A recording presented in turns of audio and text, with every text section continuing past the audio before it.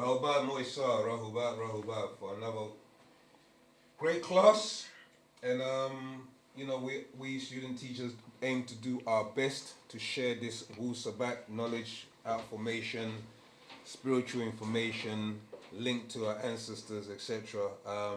So this class will be taken by myself and Gorek. As many people obviously have a link to their ancestors that they know but don't understand or know the formulas or the techniques. So this book kind of like will be highlighting those techniques and formulas, which links into another Outformation Master Secrets as well, isn't it? If we get to cover that, but really and truly, this is what the class was focusing on. So this is dimensional links. For those who need to see the visuals, dimensional links, and Nabat, the sacred ash. This is the Master Secrets, series number 3. Okay? And we're gonna open up, correct? Yeah, we're gonna open up with Greg starting to read. And then we'll take questions after the first page or something. Yeah. At Rahubat Moisaru, verse 1. Lukum, I mumrar harudu Nadum, Nazar. Right. As I say to those who are probably just joining us, because we're gonna get people joining bit by bit in increments. Yeah. We have a policy now. If you do want to speak or ask a question, please raise your hand by using the react button on the lower screen where it says react. It's got a heart shape. And the option is raise your hand. That's the option, raise your hand. So people are obviously familiar with that on Zoom or if you used Zoom before. So use that for us to then bring you up and then you can ask your question via Zoom. Okay, with Clubhouse is the same. We can bring you onto the Clubhouse platform and you can ask your question from there. Okay, Moisa, so I appreciate your participation and cooperation and we shall continue. Tautak Zamal. Verse 1. Noikum, I mumrar harudu wu nuap pa munwapu. For you, my beloved children of Wunwap, the Nuwapians. Verse 2. As I, Parnabab Yanun, transcribed for you, Jahar Shalel, I Patar At, jewels of my divine eyes, so much of our renewed story called Wu-Nuwap, your way to Tahlush, salvation. Verse 3, you must, Tahum, overstand, mind and mental, spirit and spiritual, omniverse and Mahu Makwan universe. So, just for a moment, we've got a very good illustration of what we're going to do tonight. I don't know if you can see, but it highlights the 3 aspects, which include the mental reservoir, and underneath we've got the deed, the thought, and the living. And this scroll tonight, we're going to explore how that all links into each other. So, if we continue with verse 4, or do we have any questions at that point? Who wants to know what's mind, or the difference between mind and mental, spirit and spiritual, omniverse and universe? No one? Okay. in that event, Swiftly moving on. I'll describe it. Right, so mind pertains more so to yourself, and mental refers or points to the mental realm, the mental reservoir. That's the greater, higher mental state which we all tap in and link into. Spirit refers to ourself, our personality, and spiritual, again, that connection with our ancestors. And in the same way, omniverse refers to all the universes that culminates one big organized verse, as it were. So where uni is singular and the individual universe. So in that light, I'll move on to verse number 4. And it says, and the powers of mental reason into akal, mind. Verse 5, nakash, reason, is intellect from outtellect, or zahan-an, intelligence from outintelligence. Verse 6, this also includes inspiration from outspiration, and that is revelation from contact outside this dimension. Verse 7, all is linked to you. Verse 8, you are something from your links to what atomic weights would call nothingness, mental to mind to mind. Verse 9, reasoning is mentalism by the rules of Fatar al-Fatar, natural nature, with the help of other materials in space, and of course, which includes time as in growth into being. Verse 10, reasoning becomes conscience, the distinguisher between right and wrong decisions. Verse 11, and that leads to conscious, creative azam, energy, divine energy in absolute nature. Verse 12, reasoning reasons out all forms and senses, that which is needed for those forms to grow and survive in accord with and within their surroundings. Reasoning does what comes natural in nature by help of other supporting achach, ether, because ether in general, that is including reason, is the mind at work with and from the reservoir of mental who is present throughout the Kalal Makwan, omniverse. Verse 14, from whom all thoughts and thinking come, to the mind to become mine or my own thoughts by way of my own reasoning, reacting with tissue which is material or matter. Verse 15, and matter is something,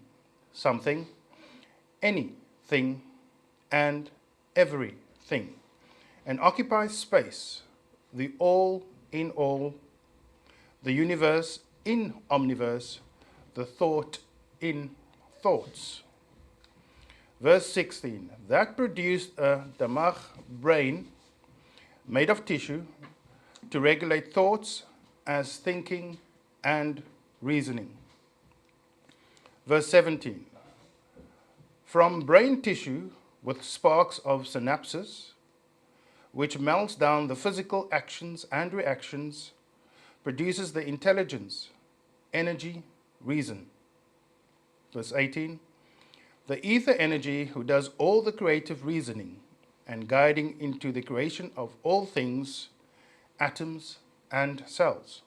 So, verse 19, Munwab, Nuwapians, brain synapses produce brain actions and reactions, or brain and brain in turns produces reason. Verse 20, nothing is better than Jamed, Saheh, Nakush, sound, right reasoning. Verse 21, and reasoning is mental and mind at work together. Verse 22, general reason is mental but not an individual mind. Verse 23, each is linked to the mental reservoir by no choice of your own. 24, it is the natural of nature, mind link. So I'm just going to stop there for a sec and wanted to touch base to see if anybody's got any questions. If you want to put that in the chat, that'd be great. Alternatively, as my Zamal Hussein mentioned before, going to the react button and raise a hand.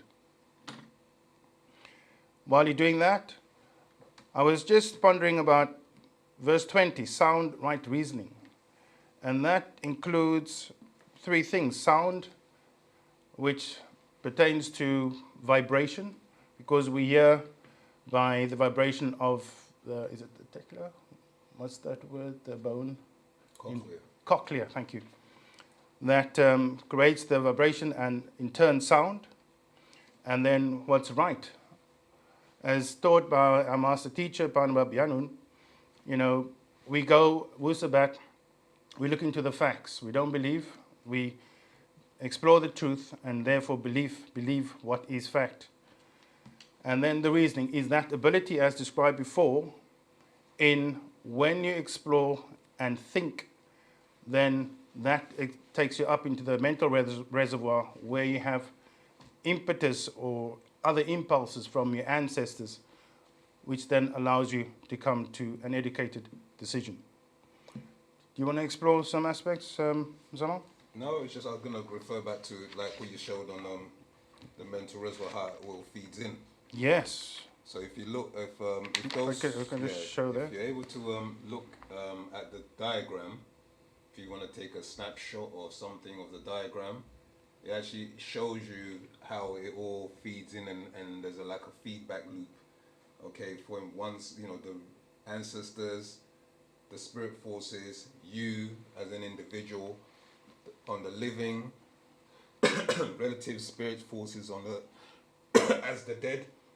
Excuse me, I don't know where that quote came from. Then you have your mind and emotions and spiritual.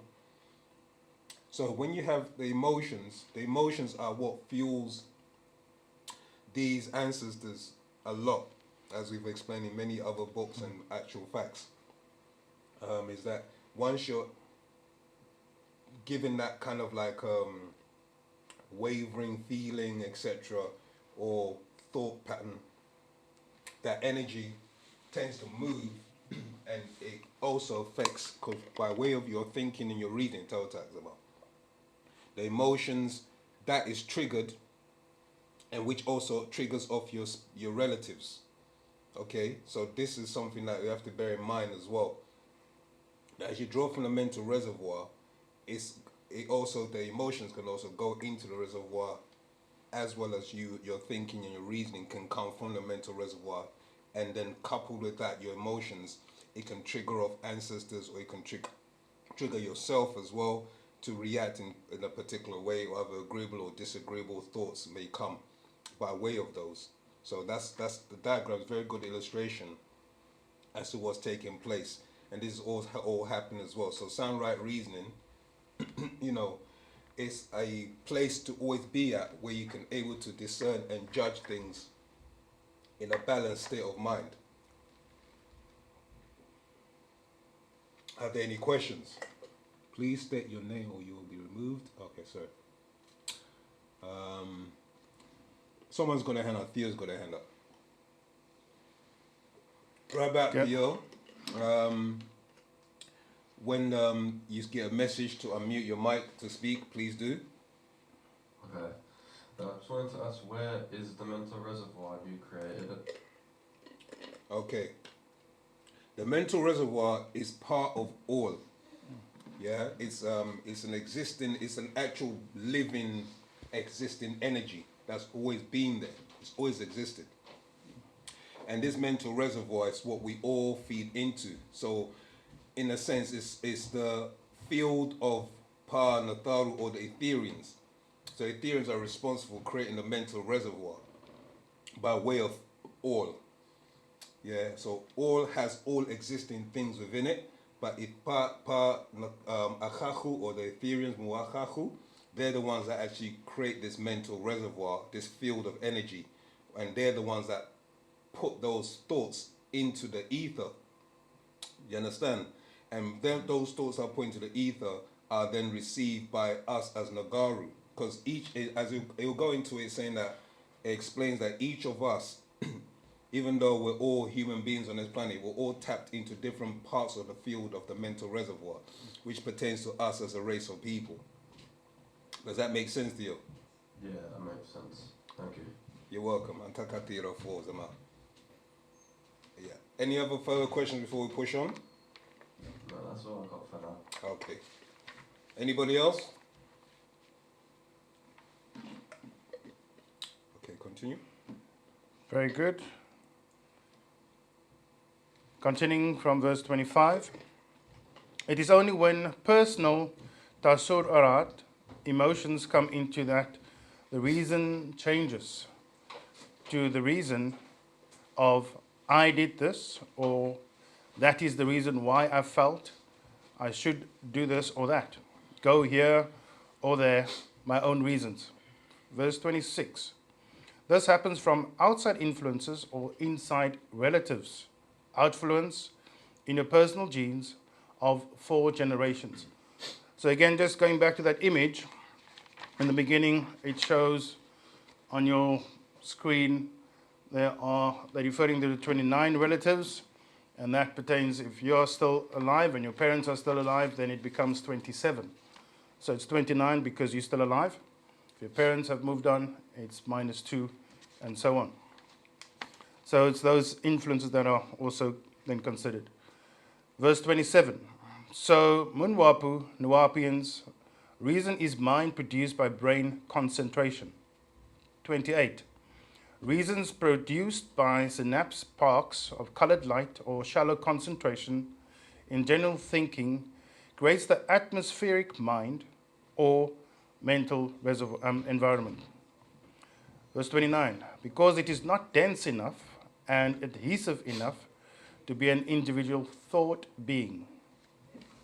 Verse 30. However, reason produced by heavy or deep concentration called ranum, chanting, and or meditation, and or namus, praying, is thought being formed into actions and links you interdimensionally with your muslafu, ancestors, on the same frequency, vibration, and genetic code as your being, both physically and mentally. Verse 31. These forms of tashud, concentration, is enough to be or become an individual's spiritual link because the energy and mental particles in the brain tissue have become blended and is united by sawat, sound, as in a single note or key on a keyboard. If you strike one key, F major for example, all the F major keys will vibrate with it. Verse 32, none other as the tuning fork will reveal to you. Verse 33, the same with your skull. It vibrates as you natuk, speak, kanu, sing, and ranum, chant. Verse 34, and all others of your genetic origin or salal race can become in tune with you. Verse 35, that is mind link, just a radio station or television channel. Verse 36, when you get on that station or channel, you see and hear images, signals, and sound through space without wires. Verse 37, and now you have 3D TV, so you're able to affect the mind's eye and see dimensional images. 38, Earth man did not have this technology 50 years ago, but it existed. 39, man just did not know how to utilize it. Verse 40, look at how now they are accepting that once a physical person dies, they still exist and are doing any and everything to make a link to Tayaf, ghost, specters, and spirits. Right? And just a quick one, just showing what people are doing at the moment just to make that connection with spirits and ghosts. That shows 6 ether beings trying to make the link with dead spirits by seance or Ouija board. Verse 41, the link between the living and the mawet, dead, will be made only to open the bawab gateway to the world beyond Tapal world. 42. The Satu Achach, 6 ether, Mukwanu, 6 ether beings, can't make it there, for they have lost their link, which is Ba'ah, soul. 43. Well, just like the use of technology, so also in time they would have been able to cruise from three-dimensional realm to the fourth, fifth, sixth, seventh, eighth, and ninth, onto the 10th, or realm of Sehem Akal, divine mind, and being, if only they had respected the rules of Fater al-Fatar, natural nature. Verse 44.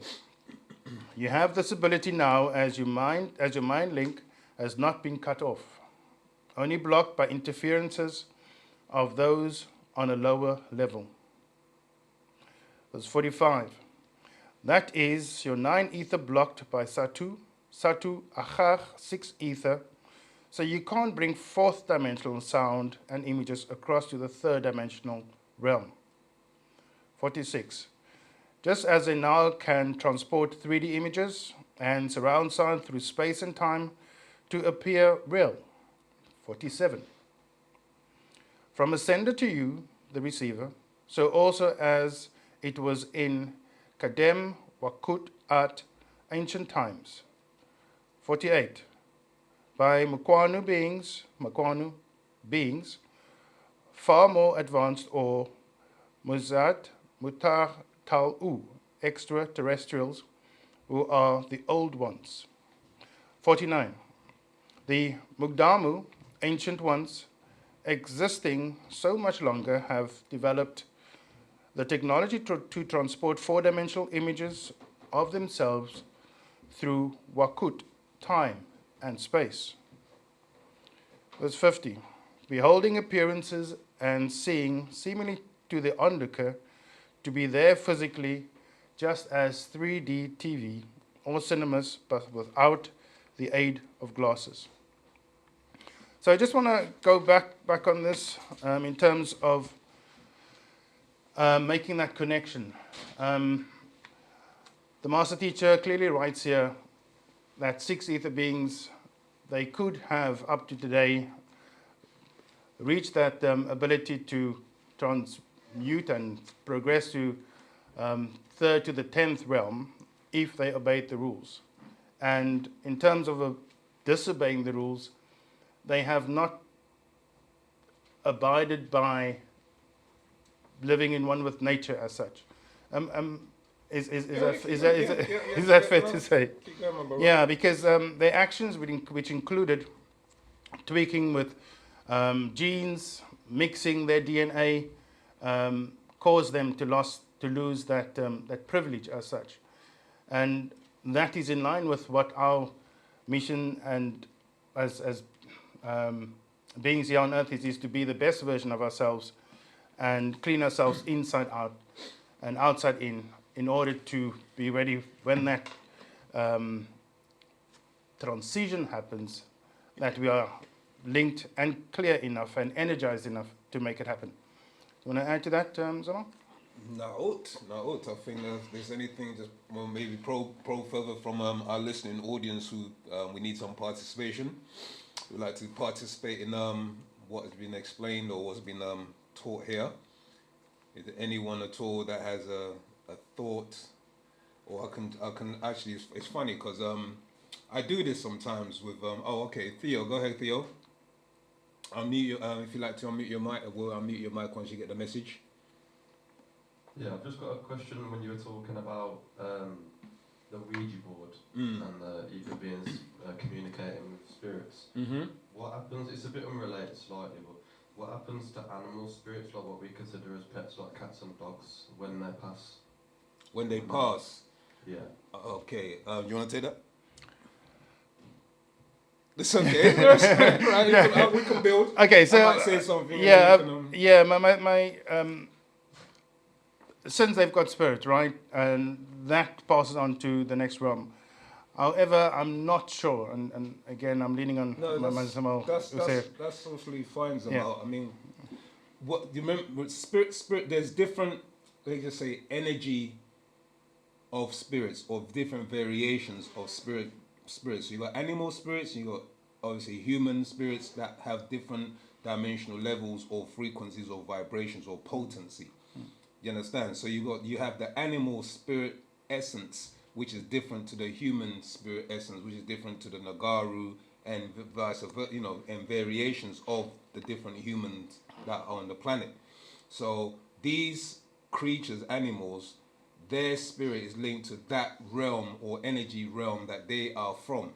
However, as Goreg was explaining, when the experimental and making of the Adamites or the Mukasu race came along, they then blended, because I'm glad you posed that question, because it's not just happening on a physical level. Do you see what I'm saying? The matrix and the energy pattern of an animal can fuse with yours, and that can also lead to mental degradation or mental instability.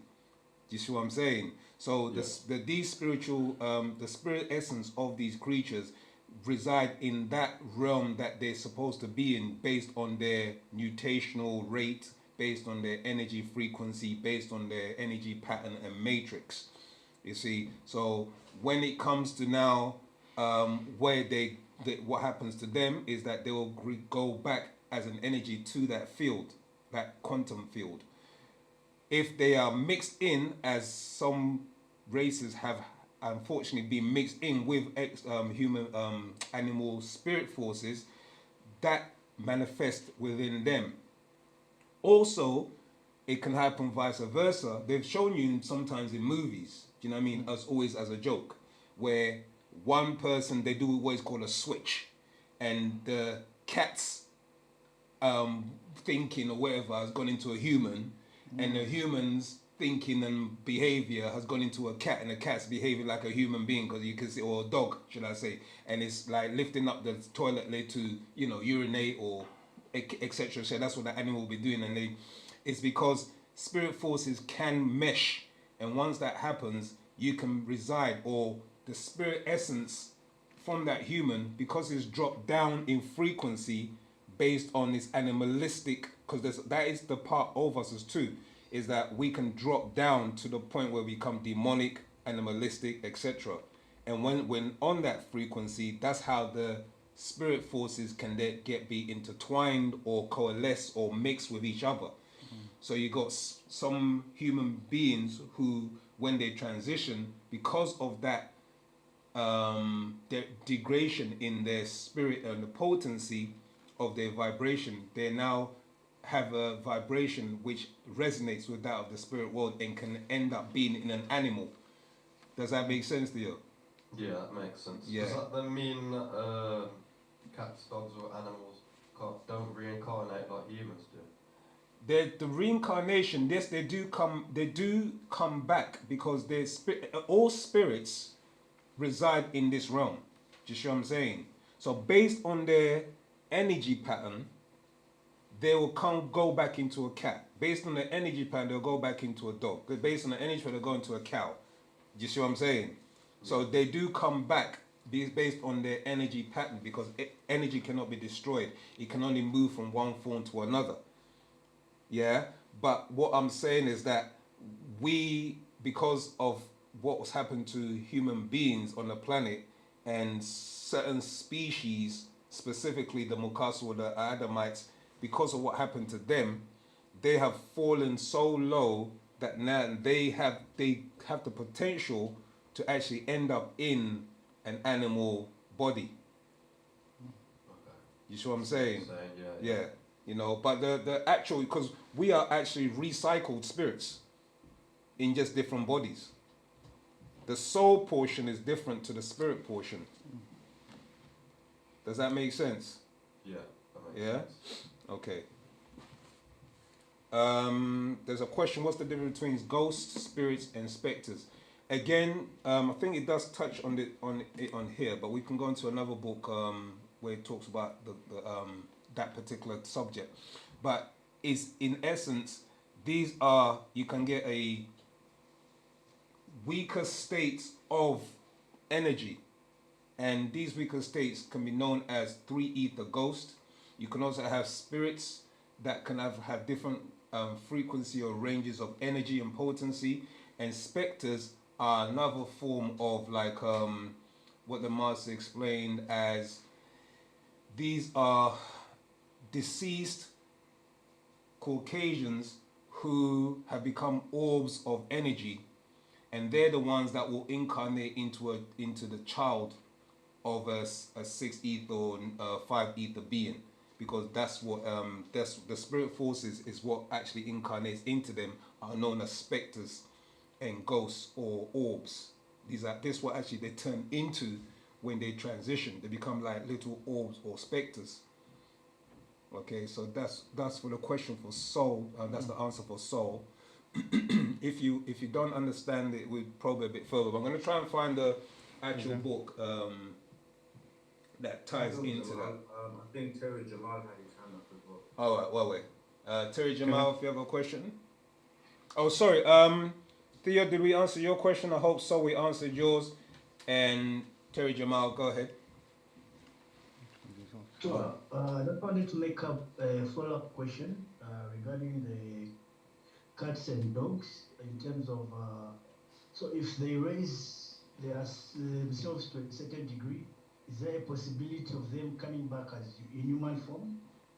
No, this is what I'm saying. There's a level. So each being has a potency level. So for the potency level or the degree of energy that they can raise to is up to 5. You see what I'm saying? For spirit forces. Yeah?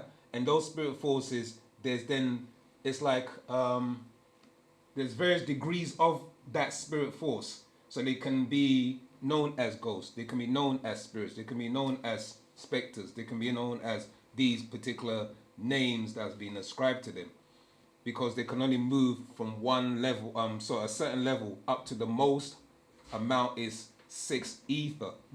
You see what I'm saying? They can't go beyond that because they don't have the potency, the energy, the strength. Do you know what I mean? That power to move them higher than that. So because the formula that they're made up of can only take them so far. Okay? So there's no cat coming back or a spirit of a cat coming back as a human being. You see what I'm saying? But human beings can lower especially if they're Nagaru who have mixed their seed with other races, etc., or just, throwing out their genes all over the place and mixing over here and there, etc.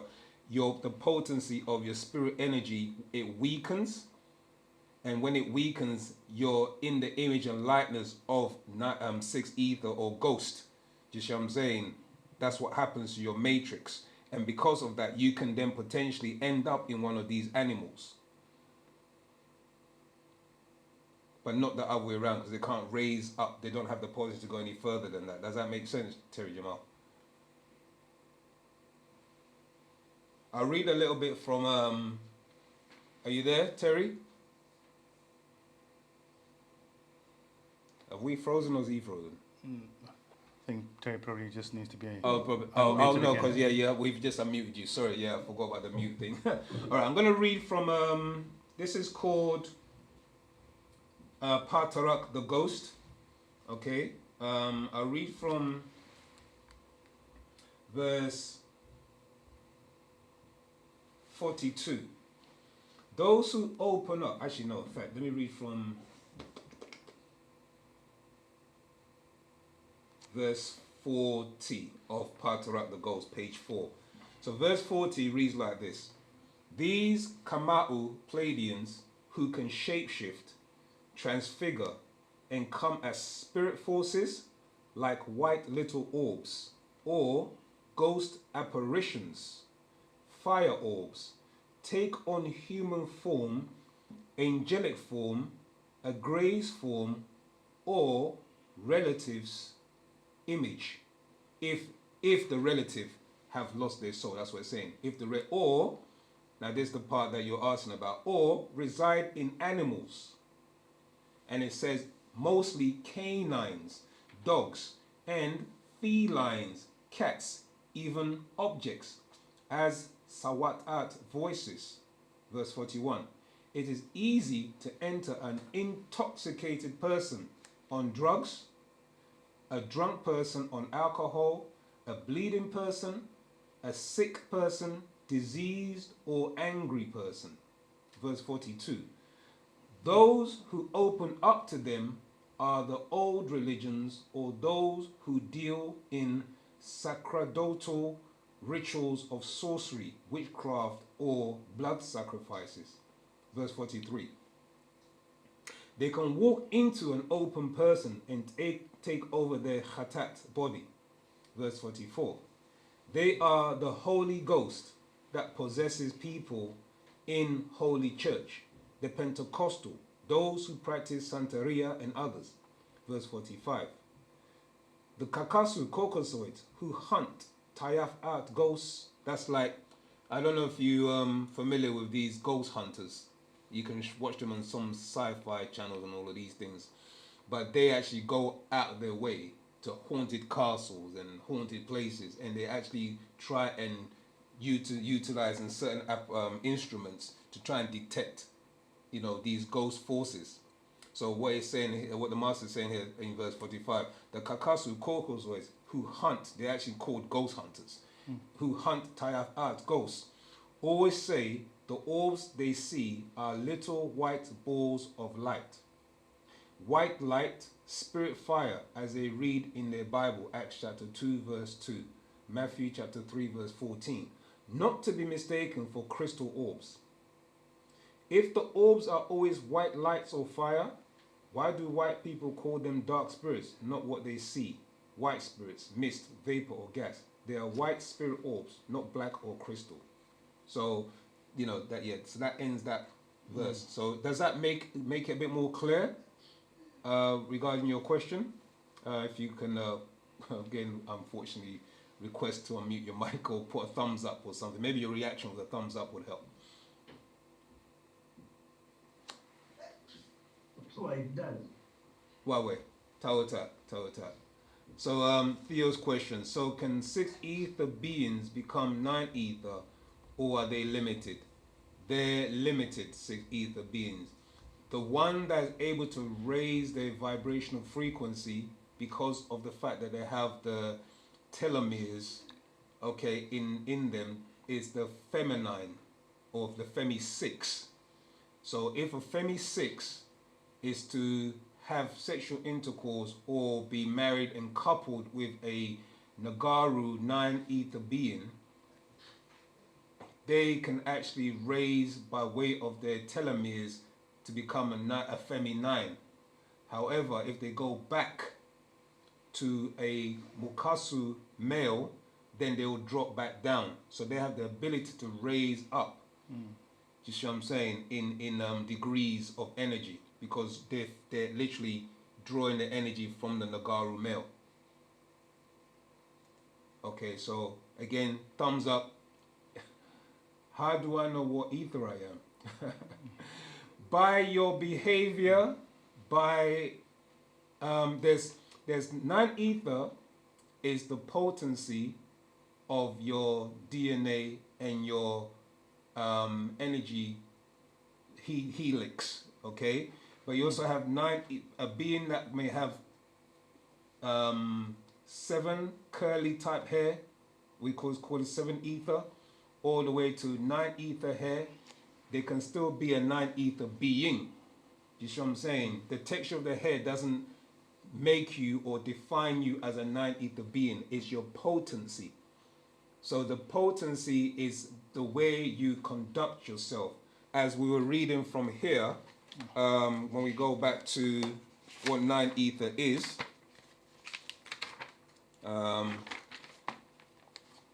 right. You can start from here. 9 ether is the power of mental reasoning. Okay, that's what 9 ether is. Reason is intellect. from intellect. Okay? And as it goes on, it reads, reasoning becomes conscience, the distinguisher between right and wrong decisions. So you as a nine ether being, this is the mental faculty that you have. You have the ability to discern what's right and what's wrong. When your mind gets polluted and it gets degraded, where you're no longer able to discern the difference between what's right or wrong, i.e. persecuting another race, i.e. killing another human being or animal or whatever the case may be, just for the sake of sport, not because your family was hungry and you needed to feed them, just what I'm saying, but just because out of pleasure. Does that make sense? So these are the things, these are the requisites that makes you a nine ether soul being. Because once you have that, you are able to discern the difference between what's right and what's wrong. While a being that doesn't have that ability or that potency to reason will just go ahead and kill. Yeah, we'll just we'll just mute the mic then. It's the mic is on probably. Yeah. Sorry, we're just leave that. Sorry, 1 second. We are just mute your mic or something. So we accidentally pressed the wrong button. No, just Yeah. Sorry about that, not doing. Apologies. So Terry, that's essentially what is discerning, and you can start by looking at your own character. Do you get what I'm saying? What do you normally think of? What do you normally do? What do you normally see that you know, that ain't right? What do you normally reflect on as your own experiences based on where you live and the colonialism that took place that you knew was not right, and the people that were the colonizers knew was not right, or should I say, knew it was not right, but still carried on doing it. Then you go back into your Bible, and it talks about Genesis chapter 6 verse 2 to I think 6, where it talks about the evil that they continually perpetuate and do because it's in their nature. Do you see what I'm saying? So that's what nine ether does. It's the reasoning aspect, and if I just read a bit on. Reasons are all forms and senses, that which is needed for those forms to grow and survive in accord with and within their surroundings. Reason does what comes natural in nature by help of others supporting achak ether, because ether in general, that is including reason, is the mind at work with and from the reservoir of mental, who is present throughout the Kale Makwan or Kala Makwan omniverse, from whom all thoughts and thinking come to mind to become mine or my own thoughts by way of my own reasoning, reacting with tissue which is material or matter. So reasoning comes to the brain and the brain processes it, etc. But it's essentially that ability to discern the difference between what's right and what's wrong. And your soul, your consciousness applies the caring, just what I'm saying, the loving, the aspect of duty, the duty to protect, etc. That is who you are by natural nature. And then you have those who are unnatural in nature who do the total opposite. So I hope that makes it a bit more clear. And then that way you'll be able to know whether you're a 9 ether being or a 6 ether being. Sound, right, reasoning, moral compass. Yeah. So if I can reason and determine right from wrong and act good as I can, I'm 9 ether. It's a little bit more than that, because then it taps into other faculties that you have as that was encoded in your genes. Do you see what I'm saying? And these other faculties are intuition. What else is there? Clairvoyance, telepathy, psychometry. Okay, there's certain aspects that is inherent within you as a Nagaru that allows you to be selfless. Do you see what I'm saying? Because ultimately we are divine love. We are divine love in embodiment, in a body. And our job, or we as a race, is to raise back up to become that we were originally were. Do you see what I'm saying? Etheric beings who were creating the universes and existing in different pockets of the universe. The reason why we came into this skin suit in the first place was to do certain things, perform certain acts, and then a portion of us, I mean, we're digressing a bit, but I have to explain. A portion of us, we were supposed to be raised from a certain planet that died in the Sirius star system. So that ties into how we ended up here in the first place on Earth, because we had to relearn. Do you see what I'm saying? We had to relearn, and the only way to relearn, according to the natural rules of nature, is you go back to the beginning again. You have to start learning to navigate your environment as a human being. You have to understand your human body and how it works. You have to understand how nature and sound and all of these things work. How to love and respect each other. These are the steps for you to become and grow to become an Etherean again.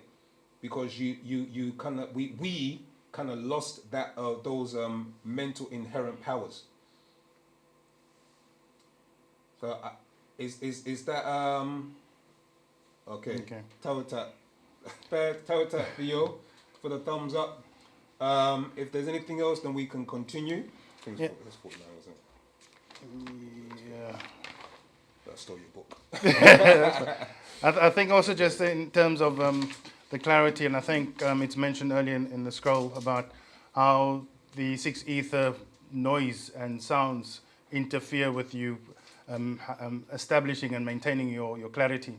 And that can be, they do this by way of Hollywood and movies and all those, music and the rest. So, through chanting and meditation, as we do as a whole on a regular 9 a.m., 3 p.m., 9 p.m., 3 a.m., that reinforces that divineness in yourself as part of your journey, seeking to reinforce that resilience or strength, you said? The two, the potency. Yeah. Potency, thank you. Just as I was scrolling, there's another part which you tapped into. So, regarding the question you asked about spirits, etc. So, it's also this again from Patarak, the ghost. Verse 51 says, in their Christian churches, they have doctrines on exorcising the devil, demons, the dead. Exorcise, exorcism, exorcist in their Bible. The book of Exodus means departure. So that's where you get exorc, yeah? Yet where do the ghosts go? And then that's the question. Into or another person. Revelations 18:2. Yeah, and you can, I think, what's the movie that Denzel Washington? Fallen, isn't it? Fallen. If anyone has not seen this movie, the master teacher recommended it. Yeah? That will show you how spirit energy doesn't die. It just moves from one state. But I'm going to read this, and then when you watch the movie, it will kind of like solidify your understanding. Yeah? So verse 52. In Matthew chapter 12, verse 26, it is the Kakasu, Kokosoids, casting out their own dead. Verse 53. Really, all they're doing is casting them into this Tapa world. From the wormhole they claim to see as the light once they're dead. So people in deathbed saying, I saw the light, etc. Well, it's a wormhole, okay? And that's what the master explaining, that this is a wormhole, and that light brings their spirit forces into this realm. Yeah, verse 54.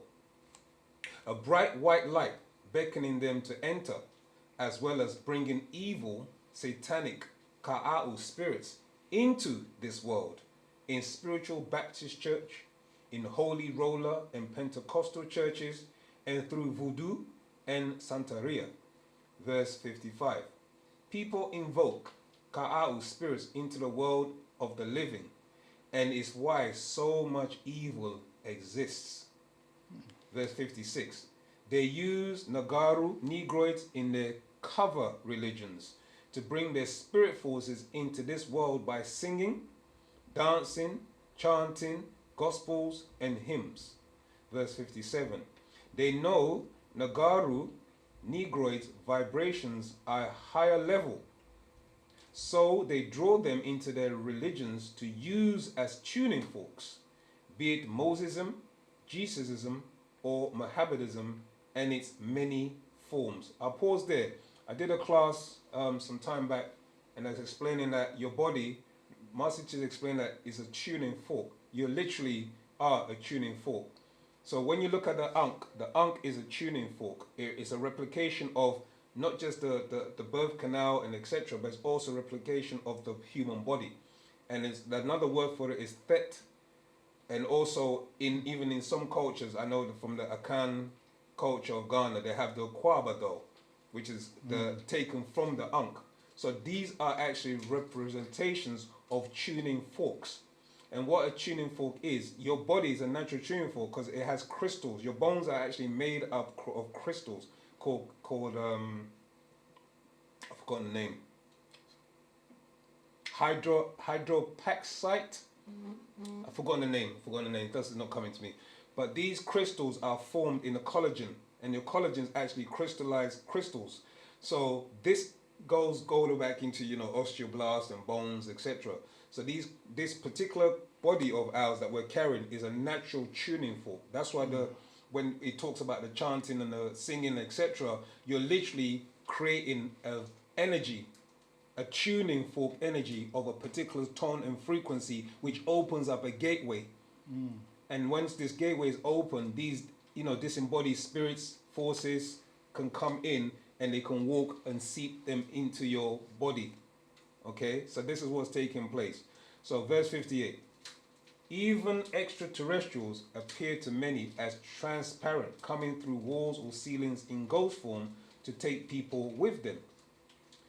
Verse 59. These Rumadu Greys work by their masters, reptilians, Te Namu, Dragonians, who eat flesh of animals and humanoids. Okay, I'll pause there. I think it's going to go into another topic and subject there. So I hope that's much more clearer. But yeah, seek out the movie Ghost. Not Ghost. Actually, Ghost is another one. Ghost and Fallen. Sorry for that. No, that's fine. Right. Proceeding from verse 51. Kobe's got a question. Right, we'll come to you, Kobe, after we read this verse. Yeah. Or you wanna Well, let's listen to what Kobe is asking. Okay. Because I think it's just a major link, yeah. Go ahead, Kobe. Kobe, yeah, if your mic gets you see the message, please unmute your mic and speak. Rahubat. Rahubat, Kobe.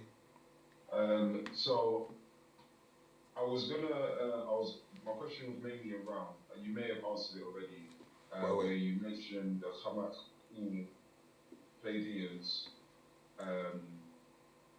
and how they basically transfer their energy through orbs, or they come into this plane through orbs, if I heard that correctly.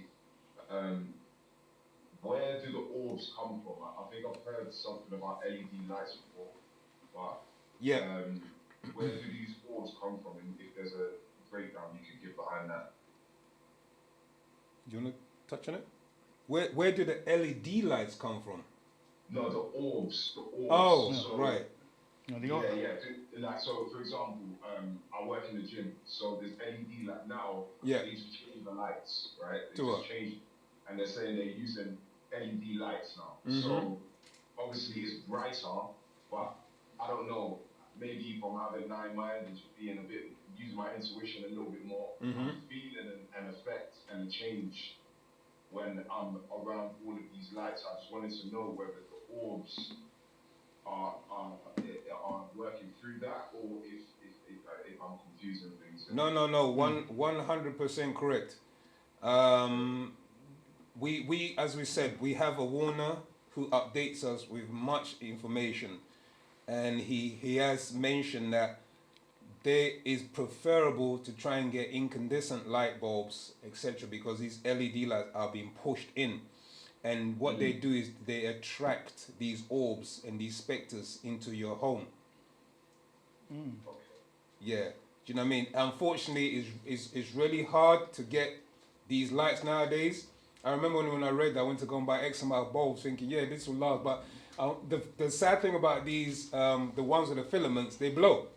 Do you know what I mean? And you know, you go be also cost cutting in energy, etc. Do you get what I'm saying? So we're keeping it real, but the master's guided us anyway. I'm not saying what the master said is 100%, and he's given us all that information, etc. to utilize sound right reason like you're doing.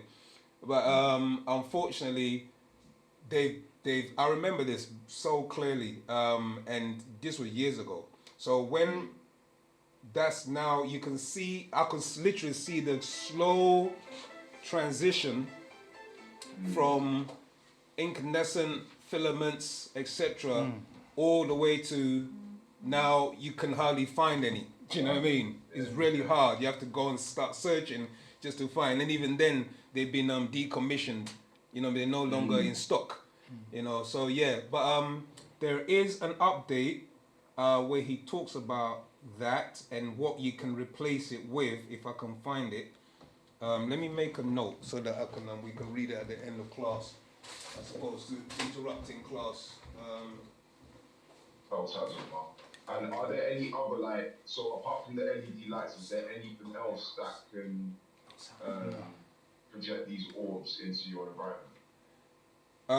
Sorry, say that again. So apart from the LED lights, are there any other instruments that can be used just on a daily basis that can project these orbs into your environment? If these daily, sorry, because I'm getting a bit distracted. I said there's no sound on Clubhouse. Say that again. No, that's fine. I get this one time. So are there any other things that we use on a daily basis? Okay. Orbs into our environment. What other things? It's Christmas lights. They're mostly LED lights and stuff, but it's all forms of lights really. Okay. Yeah, Strobe lights, all these kind of energy frequencies, they attract them. It attracts them. Yeah. So it's the best thing to do is minimize it. You see what I'm saying? Play the tones that we have, because obviously it weakens, burn your sage, it weakens them. Yes. Do you get what I'm saying? All of these things, these are all different practices that we can use in order to counteract. Understood, Samar. Anti-calculator 4. My clubhouse is. So it's ended. Yeah. It's done. For some reason the session has disappeared. I'm trying to start a new one, It's gonna but it says there's an error. come up with error. Right, Musar. Go ahead. In the meanwhile, I'll carry on. Right, so continuing from verse 51. And even far more advanced teleportation of actual cells, tissues, and damag, brain signal.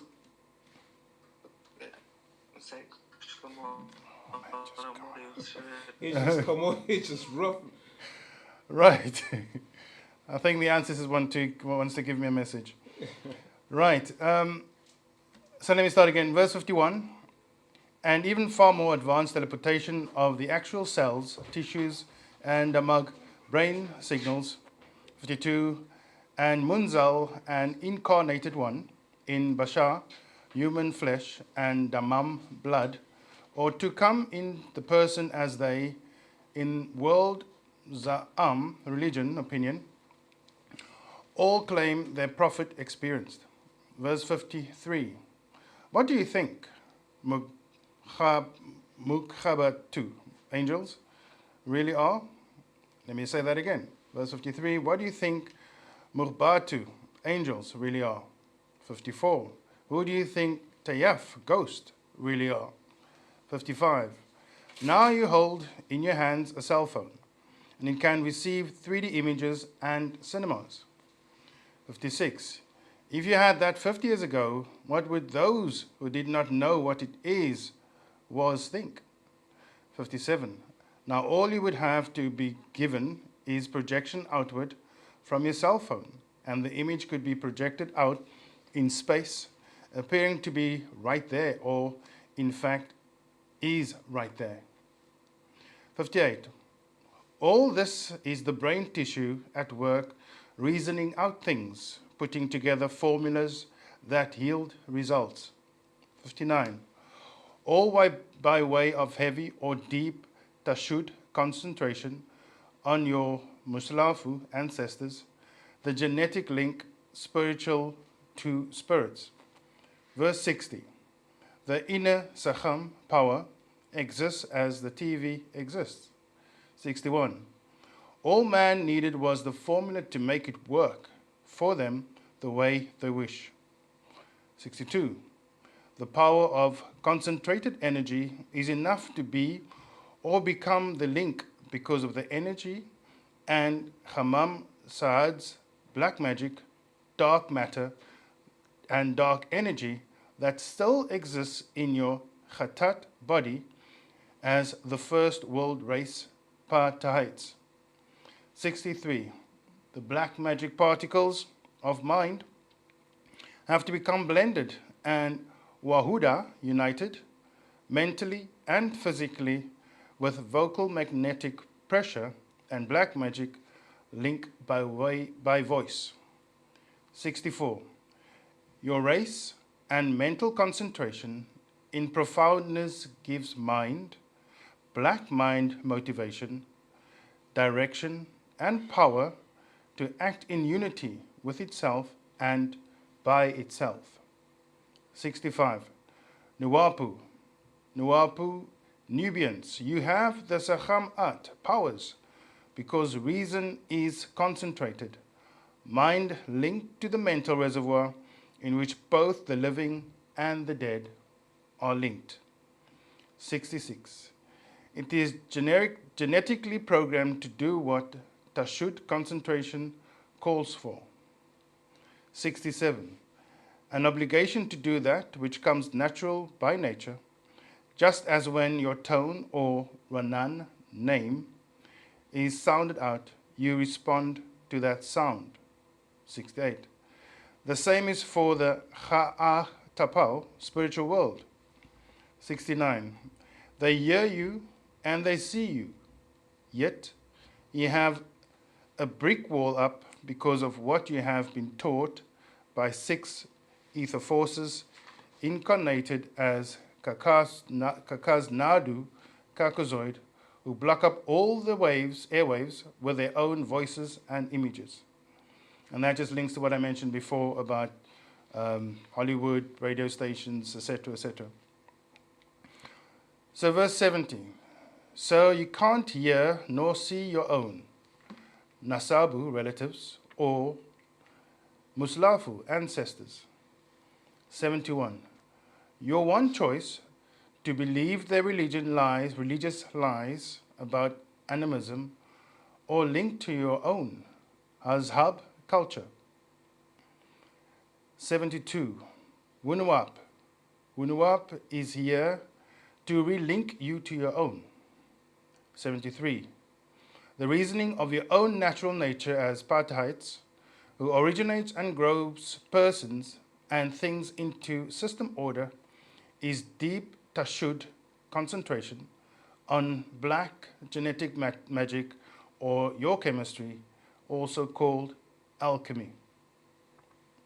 74. We as Nadu, Negroids, are the metal copper, as that is what Naga means, copper or metal copper. And as metal or matter, it must be transformed into gold. That's copper to gold. 75. Alchemy changes base metal into gold. So we are called. And then it's got an image here. Don't know if you can see it, but there we go. Of the Cham and then the M, and it's combined as Chem. Or it can be called Chamam-U, Cham, Ham, Ha'am, Chamat, Kemet, which is essentially chemicals. Verse 76. We keep the secrets of youth transformation, transportation, levitation, teleportation, transmutation, and translation. 77. The black magic or black magnetic mind power that brings the science powers of matter and vacuum. 78. And that is done by phases of general reason that borders an individual spirit strength into one. 79. Yet individual spirit powers do not create physical things unless they are willing and ready to be used in the growth of the creation, and not to be an individual by a genetic group as one.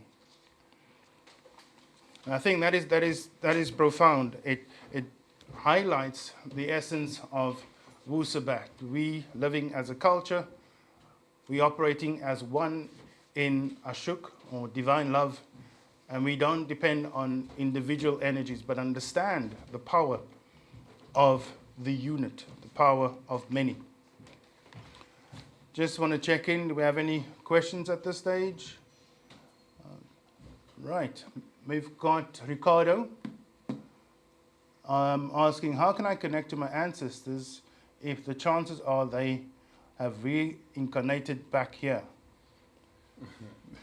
You have many, many ancestors. It's not just one ancestor. So Yeah. when you have to be a bit more specific. You're talking about like a loved one, someone that transitioned just the other day, a year ago. You with me? And you have to realize as well that what the time that they govern by is different to the time that you're currently residing in as a three-dimensional being. So in their realm, there is no time.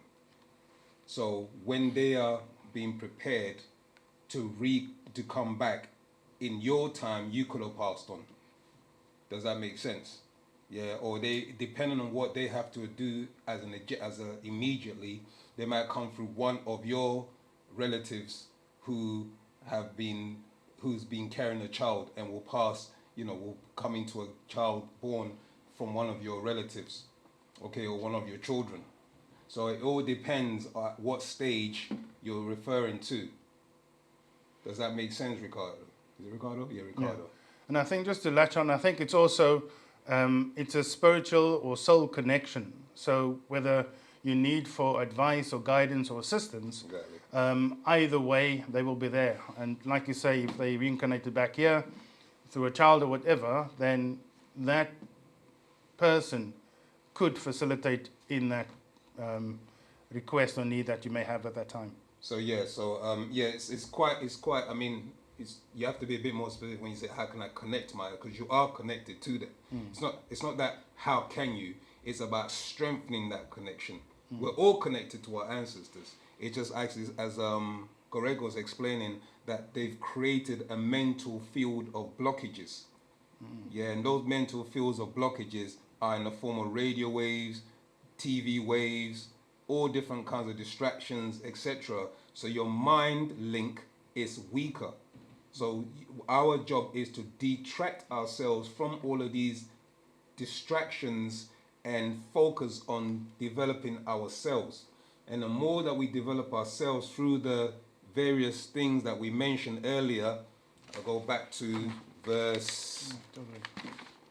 Is it that way? Okay, yeah, so it's that. Okay,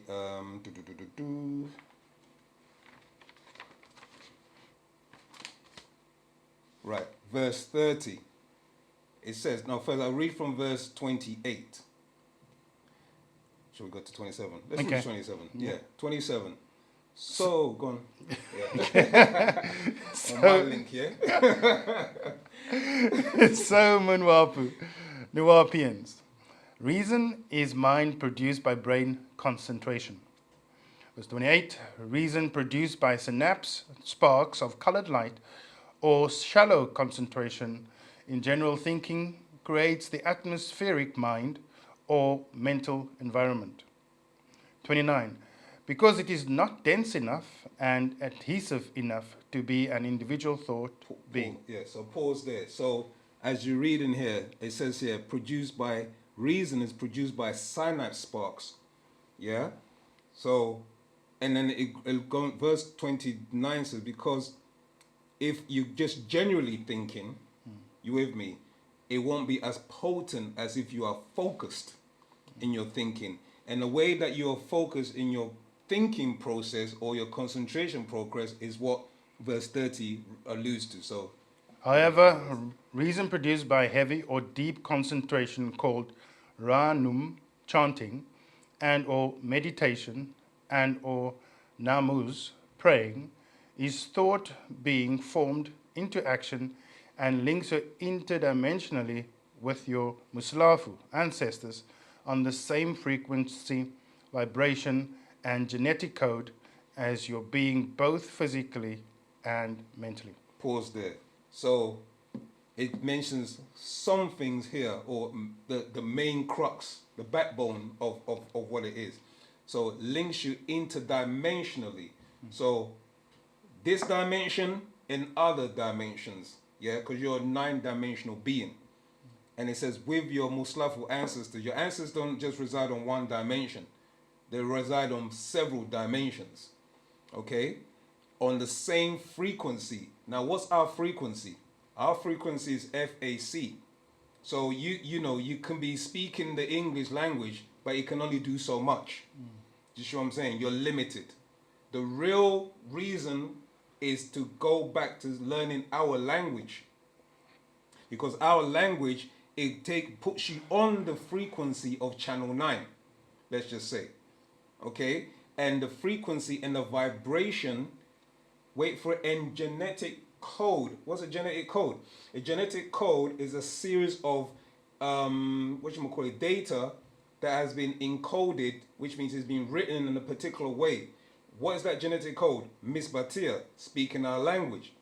Because as we're speaking our language, it's reconfiguring your genetic code, because your genetic code has become scrambled. It's become scrambled because we're speaking none other than the English language, which unscrambles our code. Does that make sense? Okay, so we have to be on that genetic code as your being, both physically and mentally. So you got to be behaving, acting, doing by way of Wu-Sabat, which is what your original natural nature is, Wu-Nuwapu, and then also by way of your mental. So now you have to be thinking and processing with right reasoning. Reasoning is deep concentration. Reasoning is mind. You are a mental being. So you're supposed to be thinking on a mental level, i.e. mental is unity, as Goreg was explaining. We have to come back as one body and become unified in one mind. And that's when we're able to build great feats like the pyramids and things like that, or have a great empires and other aspects of our culture long time ago. But as we still have this individual mentality based on 6 ether thinking, it makes it harder, not difficult, not impossible, should I say, but it makes it harder, okay, for us to unify. Do you see what I'm saying? The master teacher has given us a formula. This is the formula. These are the steps. This is the guide. He's a warner and a guide. Listen to what the angel has to say to the people. Okay? If you want to continue. Yeah, I just want to also acknowledge Ricardo's question. So deep concentration and focus allows you to communicate with ancestors. As Zamal Usair mentioned earlier, we are tuning fork. And once we go into that meditation, we want to align ourselves with our ancestral's vibration. And like I mentioned before, doing our chants at 9, 3, 9, and 3 a.m., that allows us to get into that space. That allows us to align as such. And therefore, it strengthens that potency. I hope that answers the question, Ricardo. It's Theo asking this question. Does it say Ricardo for you? Sorry for you. Maybe we're reading. Well, it's shown as Ricardo, but yeah, it's okay. You've corrected us, so yeah, Ricardo. I mean, Theo. If it answers your question, that's all we are concerned about? Yeah, it's me asking the question. Okay, so okay. I say Ricardo.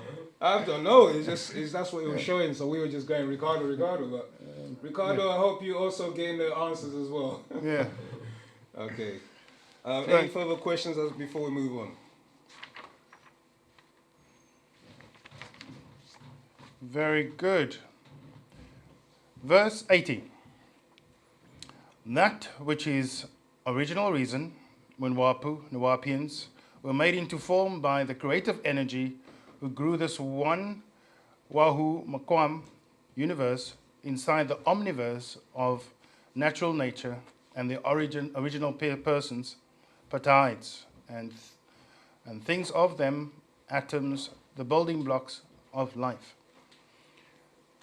Verse 81, that is Nupu, Nupu, and the one is spelled N-U-P-U, and the other one is N-U-P-U, the signs of natural nature, the original creative force. And we've got an image here of Nupu, the signs of natural nature portrayed in hieroglyph form. Verse 82, original reason is primary reason. 83, original reason, Tasu Makash, 9 reason. 84, Nuap becomes Wu Nuap, or we say Wu Nuap, Nuap, or Nupu. For each new, Dawar at Shalel, Shamut at cycles of years, it's Nuap and Wunuap, or Nupu, Wu Nupu. Verse 85. Wunuap, Wunuap, beings, Tasu Nakash, 9 reasoning, and 9 mind, which is 9 etheric beings cycle. 86. Tasu Achach, 9 ether, in general, and is indeed Tabaoth, resurrection of the mental dead, with the Katatal, physical dead.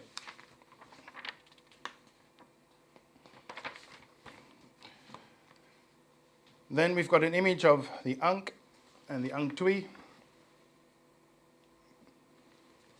the symbols of life. 87. People who wish to remain ignorant about the Hakak At, actual facts, and rules of our natural nature are in a coma state, deep sleep, or Hajay Shalal Nawam, spell of sleep. 88. Wunuwap is the positive Sahamat powers of nature that reveals the Hakakat fact of positive nature to you as Munwapu Nuwapians. Verse 89. And Zupu, Zuen, Zion. Zupu spelled Z-U-W-P-U or Z-U-P-U, is the negative powers of unnatural nature that covers up facts and sawab, truth, with religion's hazab lies, and opinions, fictions, legends, history, historical, historiography, that of a historian who tells his story about all others past. And here's the hieroglyph depiction of unnatural nature. Verse 90. The liar of all, Wu-Sabat, Uru, liars. 90. Nana, Zuen, Enzu, Zionists, and their religious books, from Torah to Talmud, from Gospel to Catechism, from Quran to Hadith, the use of world media, TV, computers, cinemas, books, plays, and on and on. 92. All to promote Zupu, zippy, full of energy, brisk, quick to lie, kill, steal, deceive. 93. Zupu is zippy, to reveal the facts of negative, unnatural nature, ready to clone, graft, crossbreed, or transplant. 94. His whole life is a fake. Fabricating his greatness on the screen. 95. Lies about himself, make believe. 96. All made up by him, about him, the secret way to finance his Salal race, which has nothing to offer others. Any questions up to this point? Oh, we've got one from Kumar Abduli. Can a fetus be manipulated into a gender of our choice? Well, that kind of like goes back to what we were saying in earlier about Zupu. Zupu has imparted his negativity on natural nature by doing cloning and all these different genetic experiments. Do you see what I'm saying? So it's unnatural to what nature naturally will produce. You see what I'm saying? So that's six ether forces will be doing that. So they actually influence the minds of their children on this planet who are in physical form, you know, to perform these different acts. So the manipulation of that is by way of them, where gender is affected, because part of also that aspect is that the female, because obviously she carries the child, is affected in the sense that she's receiving all these images. These images, they stimulate hormones into the bloodstream of the mother. And if the hormones are not balanced, this is what causes gender issues in a child. So it's not really that fetuses can be manipulated into gender, not really of our choice, but more by way of influence and things that affect us, you know, with all the different chemicals, etc., that are going on with the mother's emotional state when she's carrying the child. So it's very, very important for when a woman is carrying a child, or you know, your partner, etc., that she's in a very calm and peaceful state, due to the fact that what is secreted, you know, by way of glands. Forgotten what gland now. There's certain glands that secrete the hormones, which produces the male gender and the female gender, and determines the sex.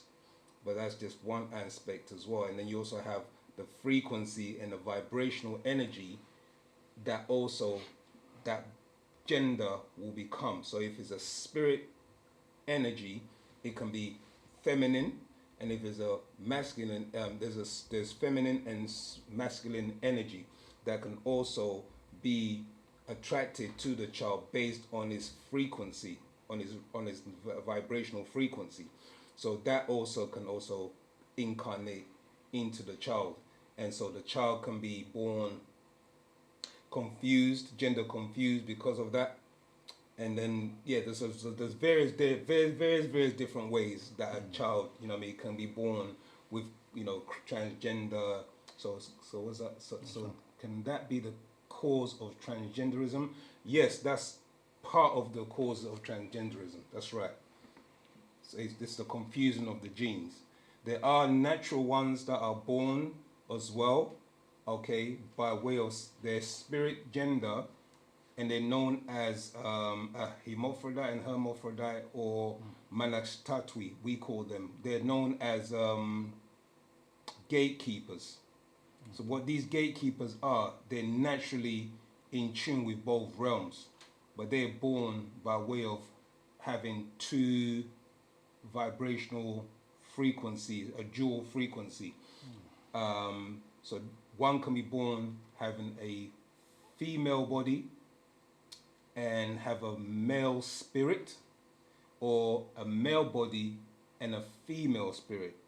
If you're talking about gender assignment in the sense of having a penis and a vagina, or you know, having breasts and then the penis, etc., that's more of a genetic defect that's taken place. I hope that answers your question, Theo. That is Theo, right? That's Yeah, Theo. yeah. Thank you for clarifying, That's Theo. Theo. Yeah. Right, Right, we've tell- got one tell- phone. Kobe's had his hand up for a long time. Oh, okay. Okay. Well, wait. Kobe, you're up next. Right. So, you were just talking about Zupu and Nupu. From my current understanding on Zupu and Nupu, I understand that Zupu was the red zone and Nupu was the green zone. Am I saying that correctly? That's correct. Yep. Okay, so was that actually formulated on the map of the world, like where the red zone is and where the green zone is? Tua. Makes sense. Tua. Yeah, the master did break that down. I can't remember. I think is in can't remember. If anyone can remember what does the demarcation of zones are, please assist. But I can't remember. There is a reading existence, how and why. I think it's in there, but it doesn't go into the actual zones as much, where it starts from and where it ends. But there's actually an I'm gonna have to look for. There's two updates. Let me look for the updates that the master gave, and then I can read from there. I've got a quick follow-up question to that. Okay. But feel free to carry on looking. Yeah. So You can answer. what I'm trying to understand is, with, say you have disagreeable Nagari. Mm-hmm. I guess my question is, are they necessary? Are they always aligned with Zubu or the red zone? Is there always an alignment there, or could they have been from the green zone and still been disagreeable and move towards the disagreeable acts that they do? If that makes sense. Sorry, ask that again. So, for example, you have people. I'm just gonna say exactly how I'm trying to formulate in my mind. So, you have people in Africa that do witchcraft, for example. Yeah. So, would that come down from a line of Zupu, or would that be something that still happened within Nupu, if that makes sense? Because Zupu, I'm thinking religion. Yeah. And Greek mythology and all that kind of stuff, which isn't necessarily witchcraft. Religion is witchcraft. Okay. Is all witchcraft religion? Is the name, the appellation that's been ascribed to it is called religion, but really it's Wicca. Okay. Do you see what I'm saying? So the Wicca, the different manifestations of Wicca is religion, which they've used as their power base to affect all others. But that Wicca is from the Mesopotamian area, when Enlil and the 24 the 200 were teaching them about sorcery and other, herbs and things like that to use to place a spell on the Nagaru race. Okay. You see what I'm saying? So Zupu had somebody's written it down. Okay, Zupu there's literally a Sorry, I sent you the map of the Zupu on your Telegram. Oh, wait. Okay, so. Teletype.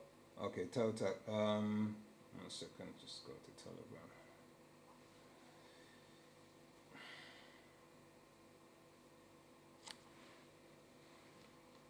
Okay, right. So here's the zones.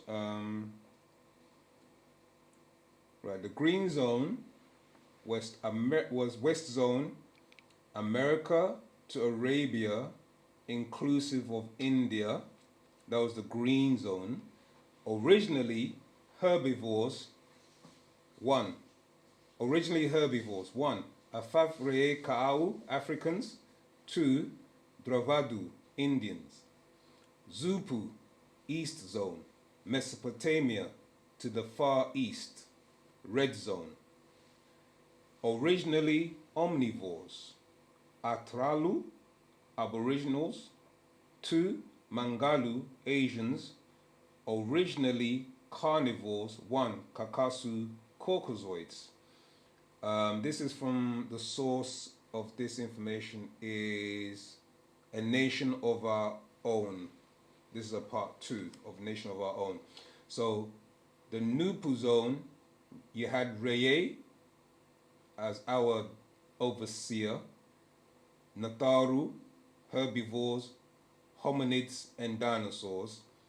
Zupu had Anu, which was their overseer, Anuna, which is the name, original name before they became Anunnaki, and these were consisted of carnivores, omnivores, hominids, and dinosaurs. So that was the red zone. So I don't know if you want me to repeat that again. Okay. If so, and I'm just thinking, because what you just described, this is the way I've taken it. Africa kind of sits in the middle. Tour. So is it? Remember though, you're looking at the current map. Yes. So you have to bear in mind that all the land masses was together. So when the master's giving us this, he's giving us as a reference as to where it would have been, but really and truly the land masses were together. Now the land masses are being changed and chopped, etc., and there's been tectonic plate movement. So what you're seeing now is so imagine you have to look at the old maps of the planet, or what they've drawn diagram of what it potentially may have looked like, for you to get a rough idea. Do you see what I'm saying? Of the zones. Did the master teacher ever produce any old maps? Not that I'm aware of. He probably wouldn't, but with that, I think Let's Set the Record Straight, which is an old, well, not old, but one of the books that was released in the 90s. That kind of like alludes to and shows you when the Greenland and other places were together, because remember Greenland, it was frozen at one time. That's how the Dravidians were able to come to North America, because they went along what they call today the Bering Straits, which was like a frozen piece of land at one time, like in what they refer to as the Pleistocene era, which is like what do they call it now? They give it a name. They give it all these kind of names, but the Ice Age, that's it. The Ice Age, yeah. So during the Ice Age, a lot of migrations took place. Do you know what I mean? To move from one place to another to seek land, more fertile land. So along with the dinosaurs migrating, also humans were migrating. It actually showed you in the movie Ice Age, the cartoon children movie. You know what I mean? So it shows you like there's a great migration. You know, dinosaurs, many other hominids became extinct because of that. You know, and this is what took place. So the land masses were together, volcanoes, eruptions, etc., separate the land masses. Some of the hominids, Homo naledi, etc., Homo habilis, and all of these other ones got stuck in certain places, and then it gave the opportunity for extraterrestrials now, just what I'm saying, to take and pick as they choose what they wanted to use and experiment on. You know. Okay. Last thing, if that what Sir Ken has just said, are you able to share that in the group chat? Yeah. I can share that on the Nwap. Sorry, our Sabatia Kayat. I can show that on there. Yeah. Let me. All right, Antakatira for doing that right now. Very good. I shall continue reading from verse 96. Think, Munwapu, Nuwapians, remove all of his media in all ways, all his theatrical activities from his actors and actresses of any kind, be it commercials or cinemas, plays, modeling, sports, and public appearances. Remove all of that you see around the clock in front of you. 99. Look at TV and see just how many of them they pay to live as they do, have wealth to alter their bodies. 100. They have created a whole system of Wu-Sabat lies to make their own race wealthy, get the image, and live the good life. 101. Or they would be poor, or they would be poor, the poorest race, if they did not pay and offer their own free money. 102. Just stop for a moment and reason. Zahut, concentrate on this. 103. What would most of them have to do if they did not create negatives? 104. What would those in the penal system of law do? 105. What would their soldiers do? Law enforcement personnel? What would they do? Judges, lawyers, wardens? 107. Look at the whole system of government. 108. It's all based on negatives, and they pay their race to do nothing but manage negatives, promote negatives, broadcast negatives. 108, 109. The whole media is them, top to bottom. Ways to give out money to their race, to promote negatives, even for the news, all negatives. 110. Any Caucasoid who picks up a guitar and yells, get paid. And 5 or more Caucasoids, boys or girls, who stand up and scream out their nose, they will make a supergroup or stars. 111. Paying them to do nothing, advertise clothes made by Moirab Europeans. 112. Most fast food restaurants are owned by European countries, all Celtics. 113. Look at the sports teams they own. 114. They don't play, yet they get paid. 115.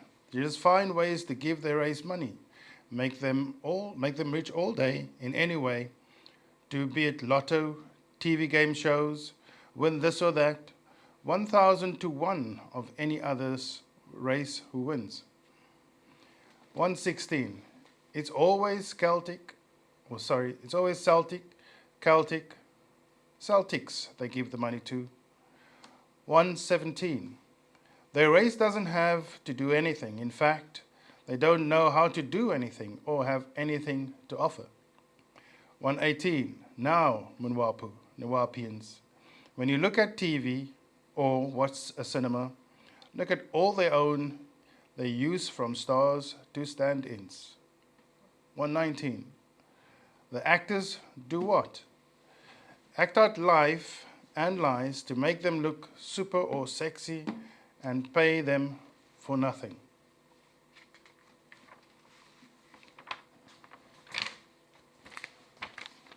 $121. 120. Just think, what would most of them be doing if they were not giving all the wealth for doing nothing by acting out lies or fictions? 121. Kaznadu, the Caucasoids, doesn't know how to work or do things. Why? 122. Because they used foreigners for 400 years, slaves or others, to do the work for them. 123. Look at who you see building the homes, doing all the house and yard work. 124. Foreigners, not them, the lazy, shiftless race of people. Kakusnadu, the Caucasoids. 125. They use others to do everything for them, so they don't know how to do anything but drink, take drugs, and watch others. 126. Now that their time is up, they see other Salalu races that are rich, that they can't bear or control, and they're going crazy, killing their own. 127. Every day on TV, you see them come back from wars, crazy, killing each other. Why? TV, cinemas, lies of greatness. 1 to 8. They can't fight. They can't even fight their own fight. They need NATO or computers. 1 to 9. They can't fight like on TV or the cinemas, lies of greatness. 130. If they kill others, they are not considered as killers. They're just sick. 131. They get away with crimes all day, over and over. 132. They forgive their own, and if they're a celebrity, they just put them back in the cinemas and give them even more money. 133. It's all about the negative minds, lies, deceptions, negative propaganda, Zupu, Zapu, Zuen, the Hadad Shalal Nawar Wunarar, deity, God of light and fire, Nana, An-Na, An-Nuar, Lucifer. 134. They say, enter or trust the Laben Nawar, white light, Laben Sha'ad's white magic, white spirit, Laben Mutayat Mutaifu, white ghost, Kakdesh, pure holy, Taher, pure white. 135. Mughzaburar, liars. And that concludes that scroll, which is your dimensional links. Okay. Do we have any questions as such, or? I got Kobe's what he wanted, a bit more detail. Okay, as portion of it is in the Black Book Part 1, but there's also an update which is coming from Partner Babylon. The plan was to terraform this planet. So it says here it's basically, these are types up from when the master teacher was writing a lot and giving it to his wives, etc. Those who don't think that he was the one writing this information. So it says here, just trying to find, Nupu, ruled by Nataru, the west world for all herbivores. 2. Zupu, ruled by Anuna, the east world for all carnivores. This separation was the two worlds of this planet, down to the Indian Ocean. So I'm just going to pause there if you want to map this out or trace it or write it down. Down to the Indian Ocean, upward to the Arabian Sea, upward to the Red Sea, on west of Iraq, over north of Syria, across the Mediterranean Sea, over across and into the North Atlantic Ocean, upward over Hudson Strait to Hudson Bay, upward over Amundsen Gulf,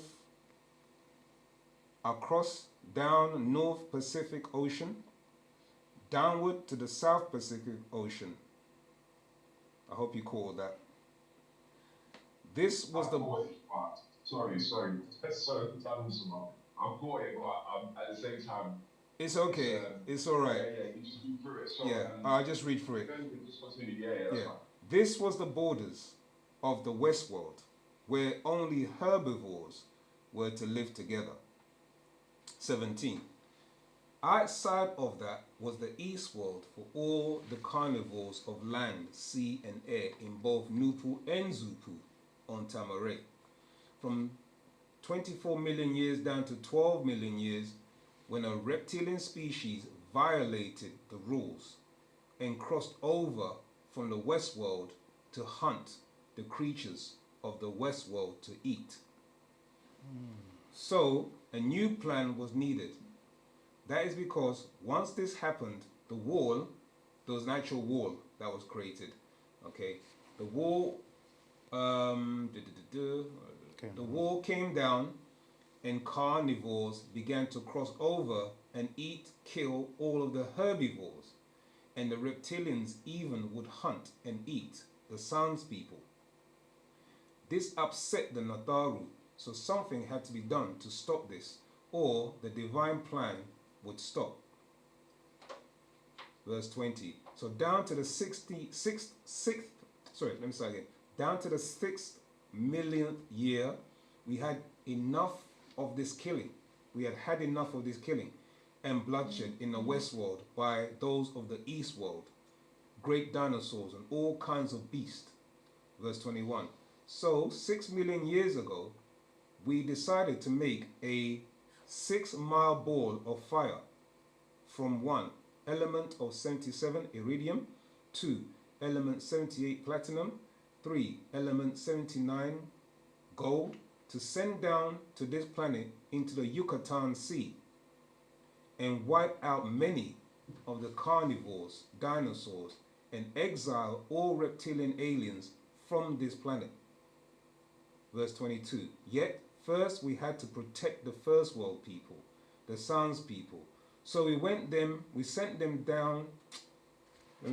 So we sent them deep into the underworld of Earth to be safe. 23. Not all of them, for many had migrated northward and even eastward. So the 6 million across meteorite 6 million years ago crashed down into the Yucatan between the east and west worlds, followed by 3,000 giant orbs of stone casted upon the lands, which was to create 6 whirlwinds and disrupt the weather, from sandstorms to acid rain to hurricanes.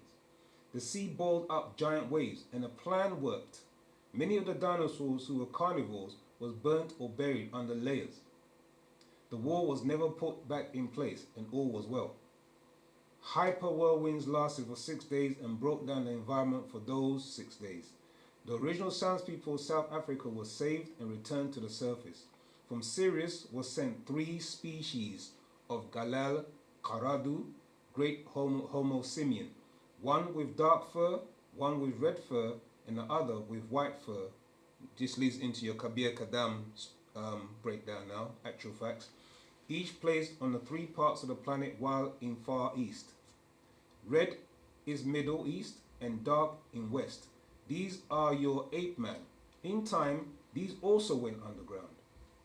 This planet in time became inhabited by many aliens, one being a shape-shifting group from Nibiru called Anuna, who first came 240,000 years ago, along with a humanoid transparent pale white group called Mukma'u Pleiadians. And before that were many invaders of the reptilian species, such as these, to name a few: Mudganu, snake men; Mudbabu, lizard men; Mutnanu, dragon men; Mudgagu, mare men, 28, of both genders. These were called by the Anuna U-Shumgal. You will find its root meaning in ancient Semitic dialects. U-Shumgal or Shumgal, illuminate, sky, mighty, strong wheel. Many called them dragons of the skies, flying serpents. These were the crafts they flew. So many beings came to this planet long before the making of the hybrid race of Adamites. The planet in time was to be ruled by 2 groups. Both had their most high Reye, Anu. That's what I just read from the map. That was posted by Seken. Westworld, Eastworld, Nataru, Anuna, Anakim, Muntaru, Umuanaku, and over this universe was above both of them, Pa Marzaku or Razaku, the Etherians. These beings are our own Muslafu ancestors, as Pa Khamen Salau, the black race, originally of the Westworld. Pa Labin Salau, the white race, is originally of the East World, as well as Pa Safir Salau, the yellow race of the East World. Each had their own landing sites. In the West World, it was Heliopolis in Egypt. In the East World, it was Baalbek in Lebanon. Then other sites was established elsewhere. Both sides had their undersea energy sources. The West World is now called the Angels Triangle. The east world is called the Devil's Triangle. Each side had their own pyramid structure, an obelisk or communication towers to receive and broadcast radio waves to outer space to commune with aliens who were their overseers and overlords. The word translated in Genesis 3:1, serpent, is not snake in Hebrew, it's nachas. It means whisper, wise one, enchanter, cunning one. It does not mean serpent, as in snake. The word Satan, translated in the Bible, so it just goes into the Satan, Satan, etc. But I hope that reading and update has put much more clarity. I mean, there's much more before that, but I just found the part that was relevant. If you'd like me to read more, then I'll read more. But is there any more questions so far as we're moving into 9 o'clock? Sakhamtat 9th, I see. Okay. There's a question text. Before I get to you, Sakhamtat 9, there's a question by Theo. What do you mean by Caucasoids? Is that white or uncolored people? What does it encase? Yes, that's what we're referring to, Theo. We're talking about Caucasoid because the reason why we use that oid as denotes that is in a particular form of body, okay?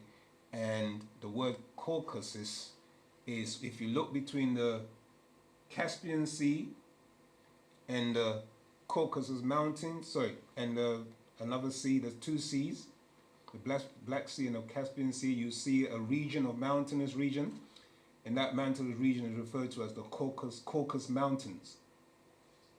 And the Caucasus Mountains is where the species known as the Canaanite race moved up there and mixed in with who were also another species of Adamites, and they moved into the Caucasus Mountains and mixed in with the beings or like we've just broken down. There's many species that was on the planet, and they mixed in with them to produce what we now know as the Caucasian or the white race. And they became your different clans, your Vikings, your Scandinavians, your this, your that, all of these different clans, the Germans, Celtics, Celtics, yeah, and then this became their religion, which was Wicca. Wicca became their religion. That's what they were, taught and indoctrinated with, and they used those Wicca powers and those their overseers helped them to establish empires that came and went into other countries and other native areas, and then this way you hear your story of your Hyksos dynasty moving into Egypt, and the story goes on and on and on. But that's like a different class. If you like us to touch on that, we can in another class. But yeah, essentially that's your Caucasian from the Caucasus Mountains. That's why they refer to them as Caucasoids. I hope that answers that question.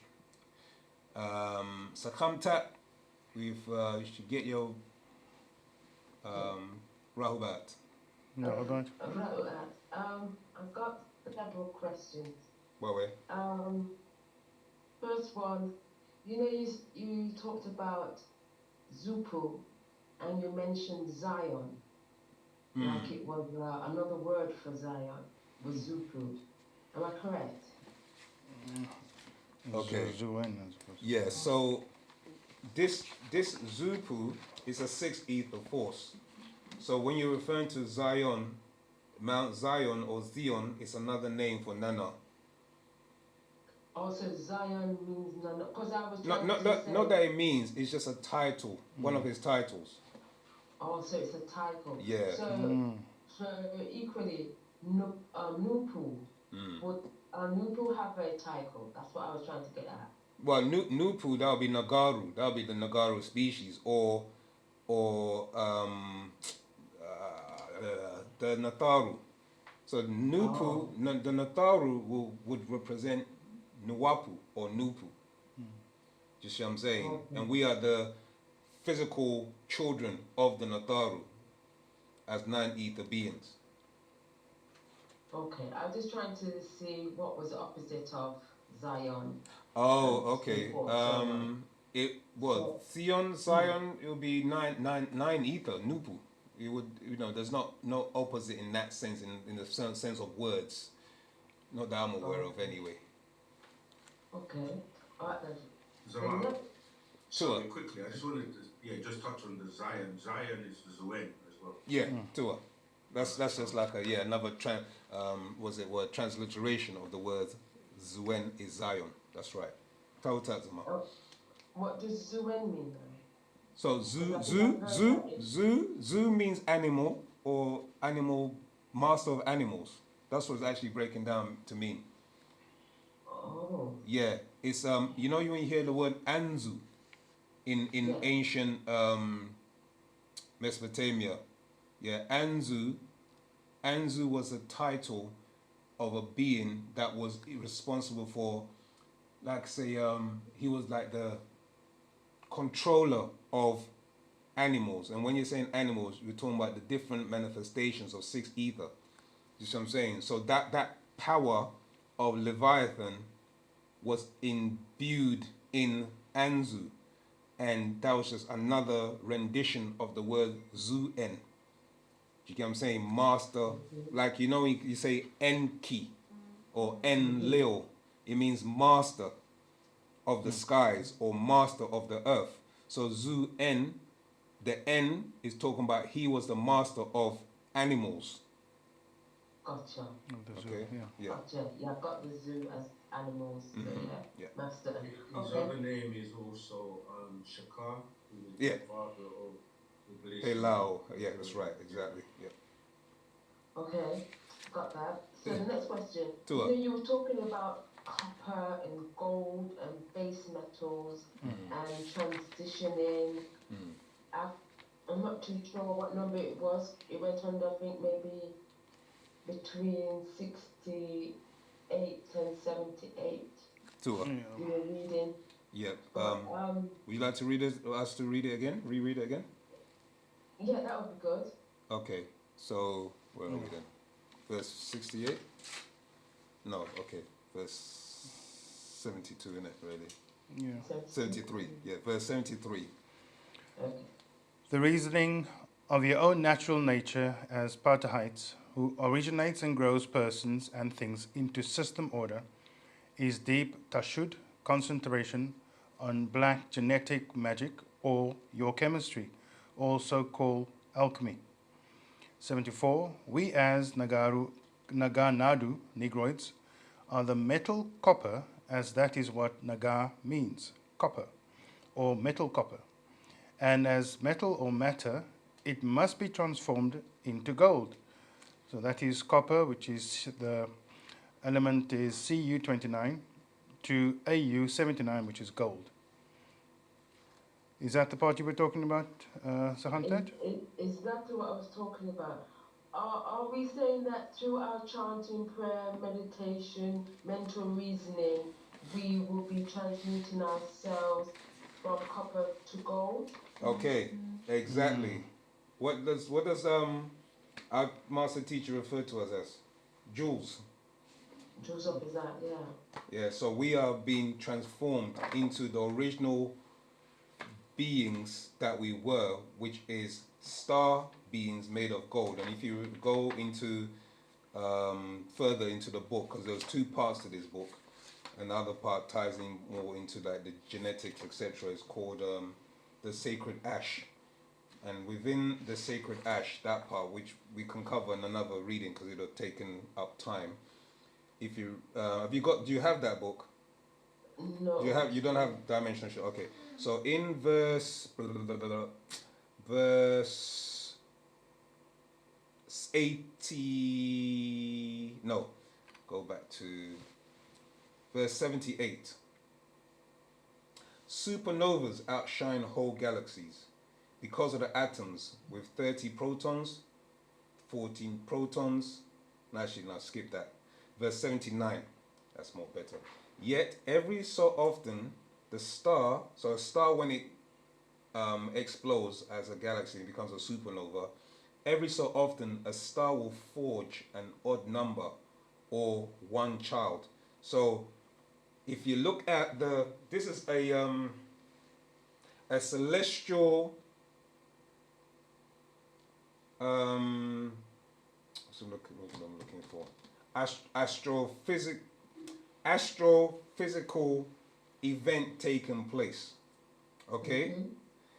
That also can be translated into the anthropomorphic, which means that whatever happens in the heavens or the celestial environment or natural nature always has a visible and a physical representation. Do you follow what I'm saying? So everything that happens as in the above, as below, as above, so below. So this process that took place with a supernova of a sun and the birthing of a new star, that star is what you refer to as a child because it's been birthed. You follow? Follow. Right. Verse 80. The first of these, a real rarity, is Nabat gold, atomic number, a masculine element. This one child, so gold, represents this one child, Hara, or Horus, the unique chromosome of humans. 24,000 chromosomes, born without a twin sister, for mitochondria was in fact Waha, unique, the only begotten son, the golden child, having in him Mafkhuzat, liquid gold, to pass on to Hatat Hathor. For each of you are a gold, this is verse 84. For each of you are a gold atom, as each actual single gold atom in this universe is from that original creation, as is gold. After the supernova explosion, the rare gold atoms were cast deep into this universe, where they sit in empty space for 9 billion eons, as the baby sits for 9 months. Eventually, some join as atoms to form a cloud, which condenses into a planet. So this cloud, when it condenses into a planet, it seeps into the earth, Gabab or Nut, on earth, and this starts to formulate seeds. That's what's happening. Once inside a Kawak planet, Nutat, some of the atoms, brackets, cells, sperm, make their way to the surface ovum. So the process of Earth giving birth, Earth formulating its cells and its seeds is the same principle that's happening in the mother and the father when they come together. Do you see what I'm saying? The cells and the sperm fusing with the, you follow? All right. And it shines forth, or you uncover a gold nugget, a rough lump of pure gold, AU. Each of you travel the 9,000 miles for 9 million light years, Aye, Mumbatu, my golden children. So we are the golden children. And further to this, you can read also in, where was I reading it in? It's going to come to me. I lost the train of thought. I was so excited to actually say it, and then it's gone now. But it adds further build on this in other parts or actual facts. When you were reading it or even explaining it, what it conjured up in me is that if we're doing all this meditation, prayers, chanting, what have you, and we are actually alchemizing ourselves there you go. into this gold, are we then producing or tapping into our own Makuzet? Exactly. The thing is, with the mafkozat, you have to have a gland to activate it, and that's the barothry gland. Which would be grown back. Exactly. And then those who are worthy, they will be then activated to be able to utilize it in order to, as you know what mafkozat can do, you can travel interdimensionally, etc. Yeah. So, So that. This is all what's taking place. We're being transformed without us even realizing it. okay, so yeah, I've got the understanding of that. And my other question was, you mentioned underwater transmission from with each with each species that had their own pyramid underwater. Oh, from the Was that? reading. Yeah, I Oh, think from that was the. okay, Mm, from the Zupu reading regarding the Okay, mm. okay. So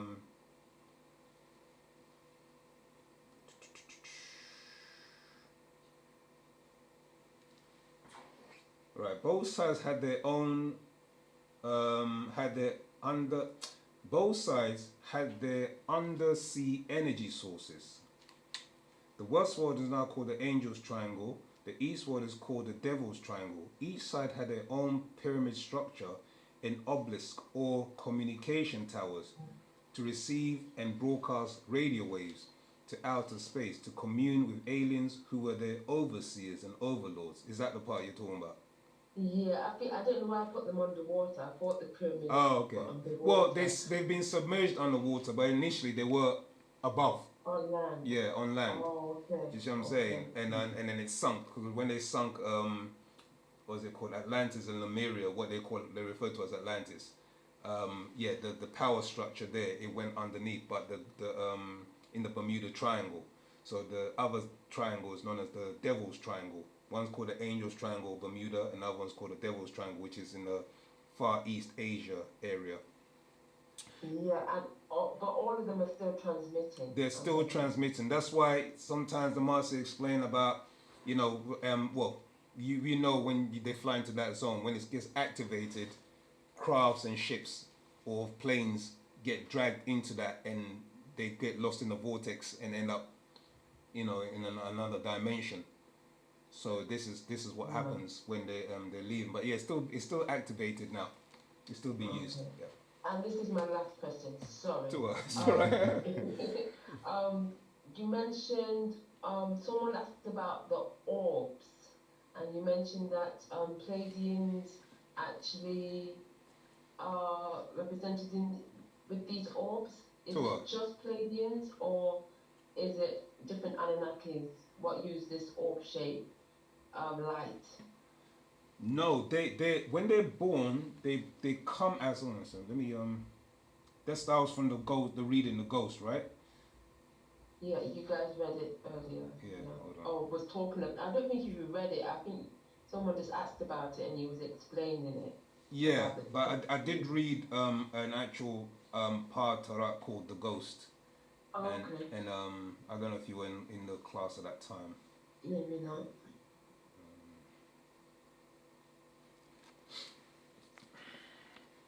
Yeah, so it explains here that these Kamau Pleiadians who can shapeshift, transfigure and come as spirit forces like white little orbs or ghost apparitions, fire orbs. You see, so and it gives and the master explains that so it's the Pleiadians. They have the ability to do that. Yeah. Oh, it's just the Pleiadians. Then he goes on take on human form, angelic form.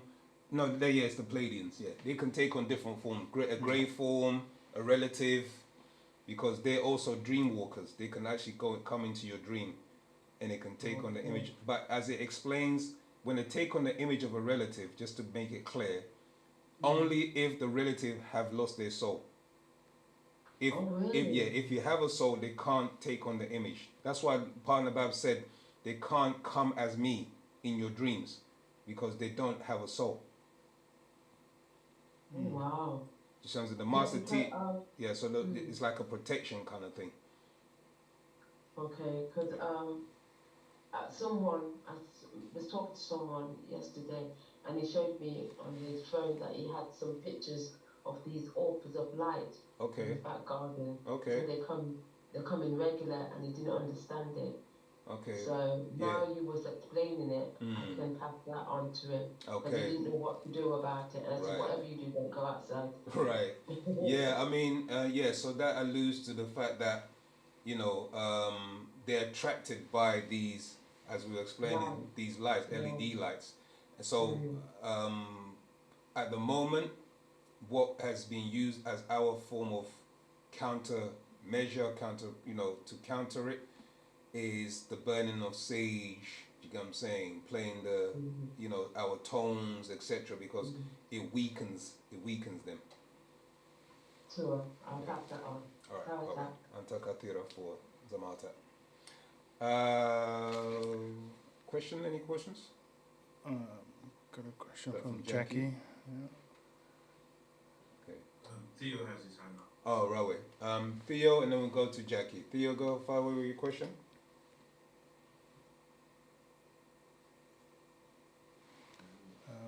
Yeah. Just asking to stand over to the left. You know, you mentioned earlier about, I don't know if you specifically said dragons, but something maybe cross in the likeness of dragons. Have dragons ever existed in the way it's depicted in films and by society, if you know what I mean?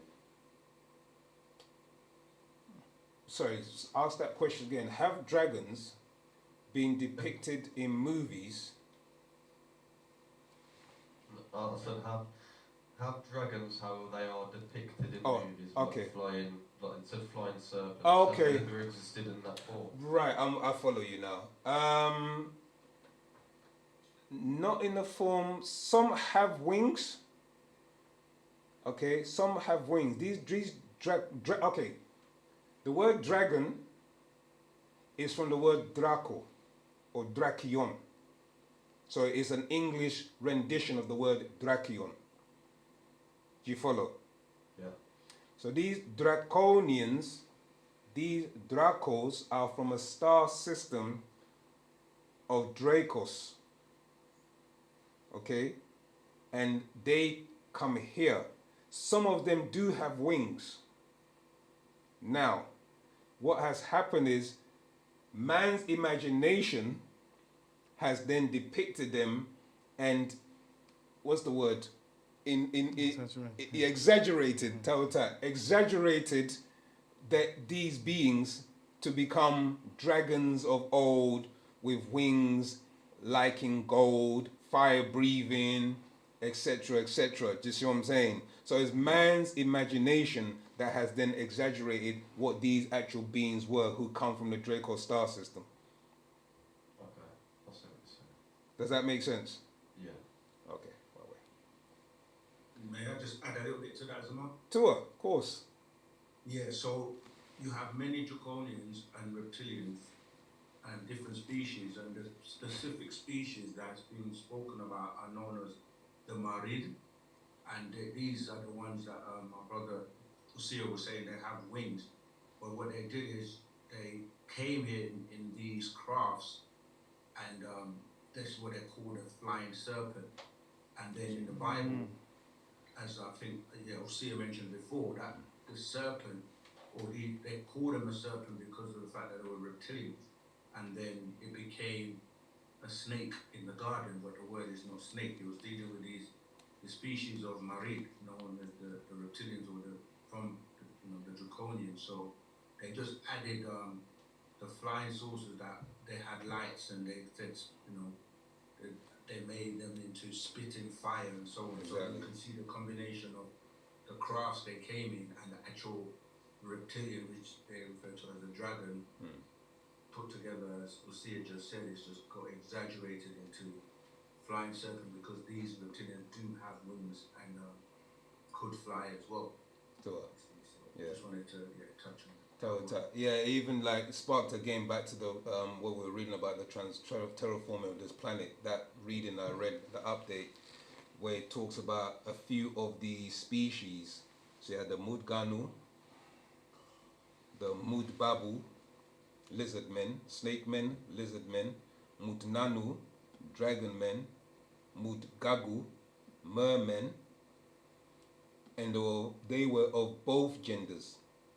These were called by the Anuna, which has been broken down, what the Sumerians called them, Anunnaki, but their true name is Anuna.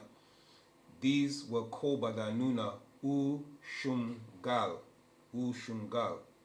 And then it says, you will find its root meaning in ancient Semitic dialects, Ushungal, Ur Shumgal, and the word illuminate, the word illuminate, sky, mighty, strong wheel, as Brother Sakin was explaining.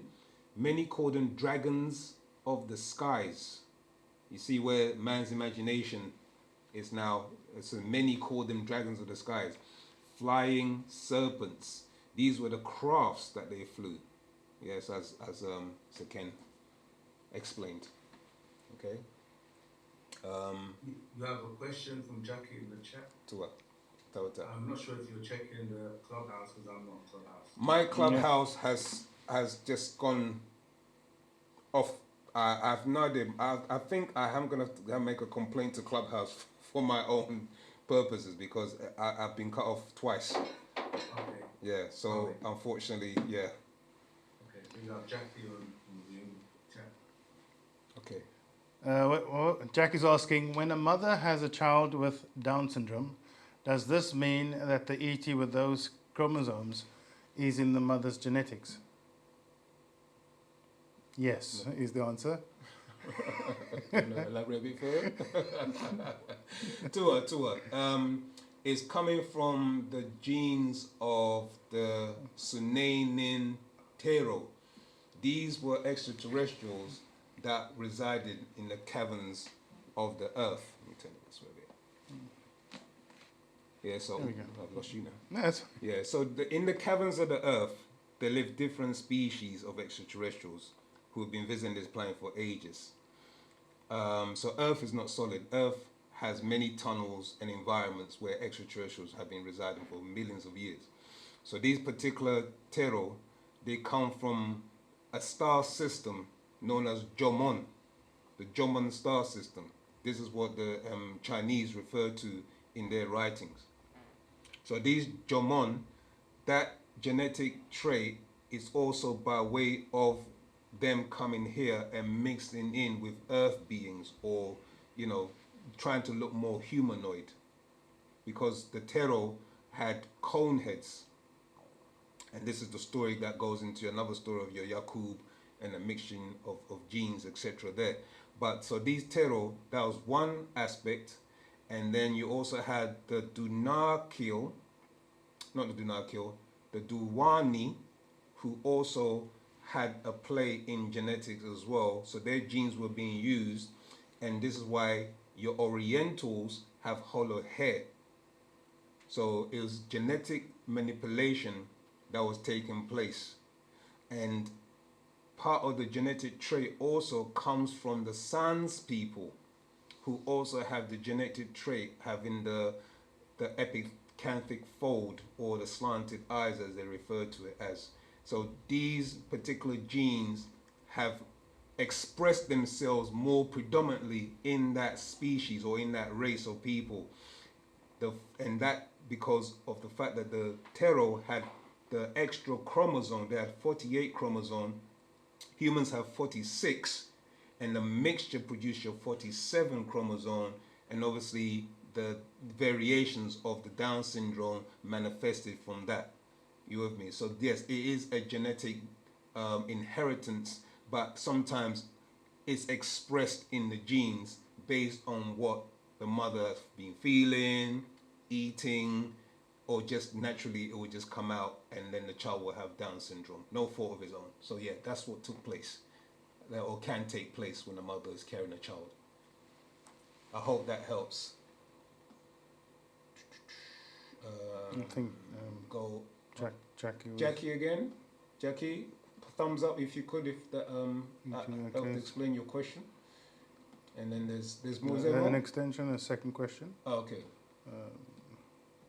With those chromosomes, it's the mother's genetics yet, but we can't get to the second question, can we? Yeah. Oh, there you You know, go. Okay, it says here, you know how... Go on, sorry. the Nagarus would be accused of being from the curse, from Noah's curse on Ham's son, Canaan. However, it's the Caucasian that is from this curse. So, However, is sorry, read that again. Made it larger? Yeah. Probably larger a bit. Can let's you go. enlarge it? Yeah, that one. Poke it out a second. You Right, know, yeah. go on. You know how the Nagaras would be accused of being from Noah's curse on Ham's son, Canaan. However, it's the Caucasian that is from this curse. I suppose that's the question. Is the Caucasian from this curse? Okay. Well, no, because Canaan was born an albino. Canaan was still Nagaru, but he had albino. So it was in his genes to manifest. Do you see what I'm saying? It's something that was going to manifest in his genes eventually. Yeah, because what the other aspect of the story that ties into this is that Noah had Pleiadian genes in him. When you read the book of Enoch, in the book of Enoch, it explains in there about Noah transforming, and he was shining. So he was going through a transformation. The reason why he's going through a transformation, when you read your Bible, it talks about Noah, he drank, he got drunk, and then his children saw his nakedness, etc., etc. But what's been eliminated or edited out, redacted, yeah, modern day terms, redacting, okay, is that he was in a transformative state. And being that he was in a transformative state, that genes was coming out, and it affected the genes in his children because of Ham seeing his father, which they weren't supposed to see. So it shocked Ham, and that shock brought on the genetic expression, the genes express. So if you know about trauma, etc., it can express genes. Do you know what I'm saying? Certain genes can manifest, and the genes that manifested or expressed in Ham was then passed on through his son, who was born an albino, and that became Canaan. So Canaan was still of the Negroid. I wouldn't say African. He was of the Negroid race. Do you see what I'm saying? But he eventually ended up mixing in with other dwellers in the mountains, as we explained earlier, and that gave birth to your 11 tribes, and then eventually they mixed in and gave birth to your many Caucasians and different clans and families that exist. So can you speak on Before that. Okay. Yeah. We've got 5 minutes, so we have to kind of like answer this in quick succession. Are the Sumerians the same as the Anunnaki? The Sumerians call them the Anunnaki, so no, they're not the same. Although the Anunnaki did mix in with the Sumerians, so that's the short rendition of the answer. Okay. Next one from Rosalind. Rahubat, can you explain the Zeta reptilians and the relationship with the Nagaru?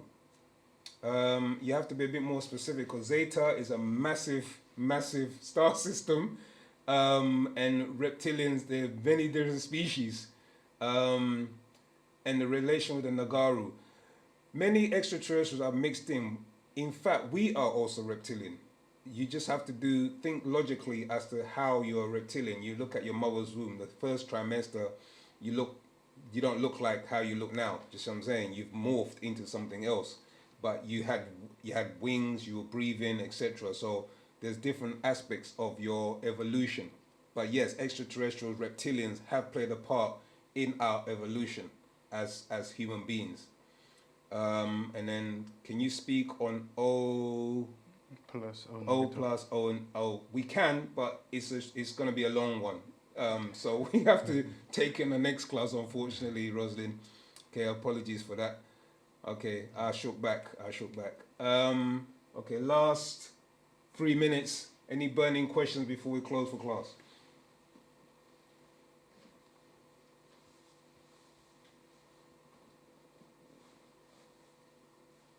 Okay, let's read from it. I'm going to read something on top.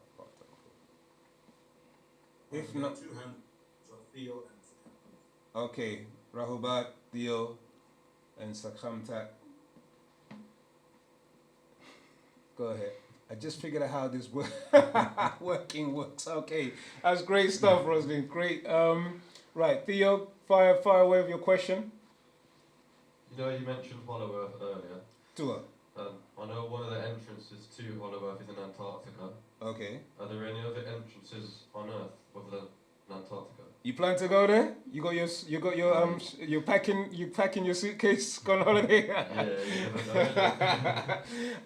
Yes, the Gobi Desert and also parts of the pyramids go into the Hollow Are Earth. these also locked off from anyone being able to get to them, like Antarctica is?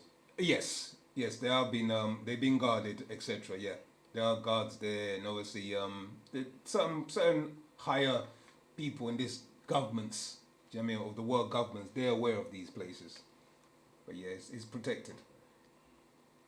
Have to try and sneak in. Yeah, of course, man. Why not, man? Okay, last question from Yeah. Sakamta. Yeah, did you just say that one of Noah's children was not a Nagaru? Was not African. Or he was a Nagaru, but he wasn't African. Yeah, I didn't get that bit. because remember the Canaanites or the Adamites, they were extracted from the original beings that were on the planet. So Nakibu, being of the South African tribe, her genes came from her mother of the Bushmen, who had mixed in with the Greys millions of years ago. And they extracted that gene, and then what they did was they extracted the gene from the Watusi gene, from Cadman's father or Zakar's father, remember? Okay? So the root seed was African. But once they placed their image and their likeness, as it says in the Bible, God created man in his image and after his likeness. These were then the Anunnaki doing their experiments and the Pleiadians. So when Noah came about, remember they said he was perfect in his generation. What the masters explained is the word, you look at the word generation, you're looking at the word genes and genetics. So he was perfect in his genes, his Pleiadian genes. But one thing that happens in the Pleiadian genes is that transformation can take place if you're under certain conditions or influences. Exactly. So when he partook of the wine, that he got drunk, but because he was not under control of his senses and his faculties, he was transforming. You see what I'm saying? But the Pleiadian gene was in him. Some of these breakdowns I'm explaining, that's why, as I say to you, Master Teacher's been guiding us a long time, but it's in a lot of the updates as well. And some of the, if I'm sure the proof goes into it as well. So what I'm hearing you saying, the Greys, the Bushmen, the Pleiadian, were all a mixture of these beings, of Noah and his children. That's right, yeah, they had the genes in them. Exactly, Okay. yeah. So, okay, Yeah. so you call them Nagaru, but they're not Nagaru. Well, the They word might be Nagaru, likeness in some way. yeah, then the word, remember, the Adamites were created as a food source, and they were created as workers. That was their main point for creating them. They were then given a set amount of laws and rules to be, to guide them. But because of their nature, which is that of the Anunnaki, they were very overpowering. Do you see what I'm saying? And they were very domineering. That's why I said we gave you dominion. They were given dominion. But as the dominion came, they became unruly. And then don't forget, down the line, when when Enosh and Seth came on the scene, there was a lot of mixture from the fallen angelic beings, the Nephalu, the seed of Enlil, who had also now mixed in. Do you see what I'm saying? These were your 200 fallen angelic beings, or Anunnaki. Does that make Okay. sense? Yeah. So, So there's a lot of mixture before the advent of the mixing between your Flugorods, who were in the Caucasus Mountains where Canaan went, and Canaan then mixed in with them, and then he also ended up mixing in with the dark-skinned Adamites as well, coming down from the mountains. They were also Nagaru in the sense of the copper in tone in skin. So Abraham would have been dark skinned, but his hair was, just what I'm saying, was of like a 7 ether, 8 ether. That's why the master depicted him like that. But he was an Adamite. Do you see what I'm saying? yeah, He was yeah. an So Adamite. what I'm getting from you that these people, because of the different mixtures, will have different hues. Exactly. That's the word hue. Yeah. Hugh, that's right, yeah. Hue, yeah, Hugh, I yeah. can't pronounce it properly. Yeah. Yeah. Okay then, because you called him Negroid. I thought, okay, it must come from Africa. No, But, Negroid as in remember, Negroid defines your phenotype, your features. See, remember a Dravidian can look Negroid. You seen dark skinned Asian people, and they've got broad nose, broad lips, even to the point. Satir Sai Baba. Go and research that. Yeah, I know exactly. exactly what you mean. Exactly. But he's not African. No. Do you see what I'm saying? Yeah. Gotcha. That's what you meant. All right. Oh, gotcha. Tawata. We will now conclude class. Oh, well, wait. Okay. I know you're about to close. Okay, no worries. Yeah. I just wanted to, what it is that the biblical stories confuse everyone, because when you look at the Noah story, that's supposed to be like after the flood, and then they were starting over again. But what people don't realize is like the master was saying, well, where did evil come from if everything was wiped out because of evil? And it was because Anak was also in the, for lack of a better word, the ghost form, and then came back through the sons of Noah by way of, as we say, Ham, and then that's how evil came back again in terms of it manifesting in the genetics by way of the curse. Yep. Tautak again, Zamal. Liking we bounce off each other. Right. Moisar. Tawakum lahe ya toe panin kayat. You could have been doing many other things, but we appreciate that you were here with us and listening intently, knowing who the Master, our Savior in this day and time is. Partner Babiyan Nanan. Okay, the Master Teacher. Okay, visualize, as we've read from the Mind Link. Okay, Sacred Ash, dimensional links, should I say. And in there is showing you what we're capable of doing if we focus our minds on his freedom, on us ourselves ultimately also being free and unifying. We have the power that we have, which they've tried so much intently to strip away from us or make us not believe that we have this power. So I'll end with that. There's much more I could have read, but there's many other classes. Stay tuned in. Tuesdays, okay, we have readings. On Tuesday we have Saken on OSM. If it's gonna be still functional, I'm not too sure how that's gonna be handled. Okay, Tawata Zamal. So that's still going on. We're live on that. Thursdays we have readings. We have readings on Wednesday. We're gonna be starting hopefully our Miss Batia classes in the near future.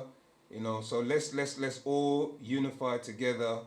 Focus on the Master Teacher walking amongst us again. Okay. All right. And what do Moisar?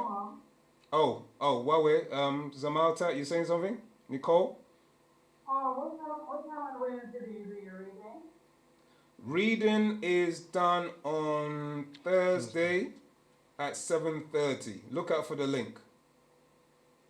Okay, thank you. You're most welcome. So yeah, anybody's free to come on that. We do a study read, and you can take notes and come back to the Saturday classes and ask your questions. So we try to build it up so you have you're filled and you're overflowing with questions and understanding of who you really are and what this Wu-Sabat is about, and who what we're supposed to do as a race of people, because it's gonna get tough and we have to band together. All classes are free. All classes are free. So make sure you tune in. Yeah. Tawakum, Tawakum, tawakum, sir. wadu, ashuk, ashuk, ashuk. That's it. Alright, That's good. well, Okay. Wadu.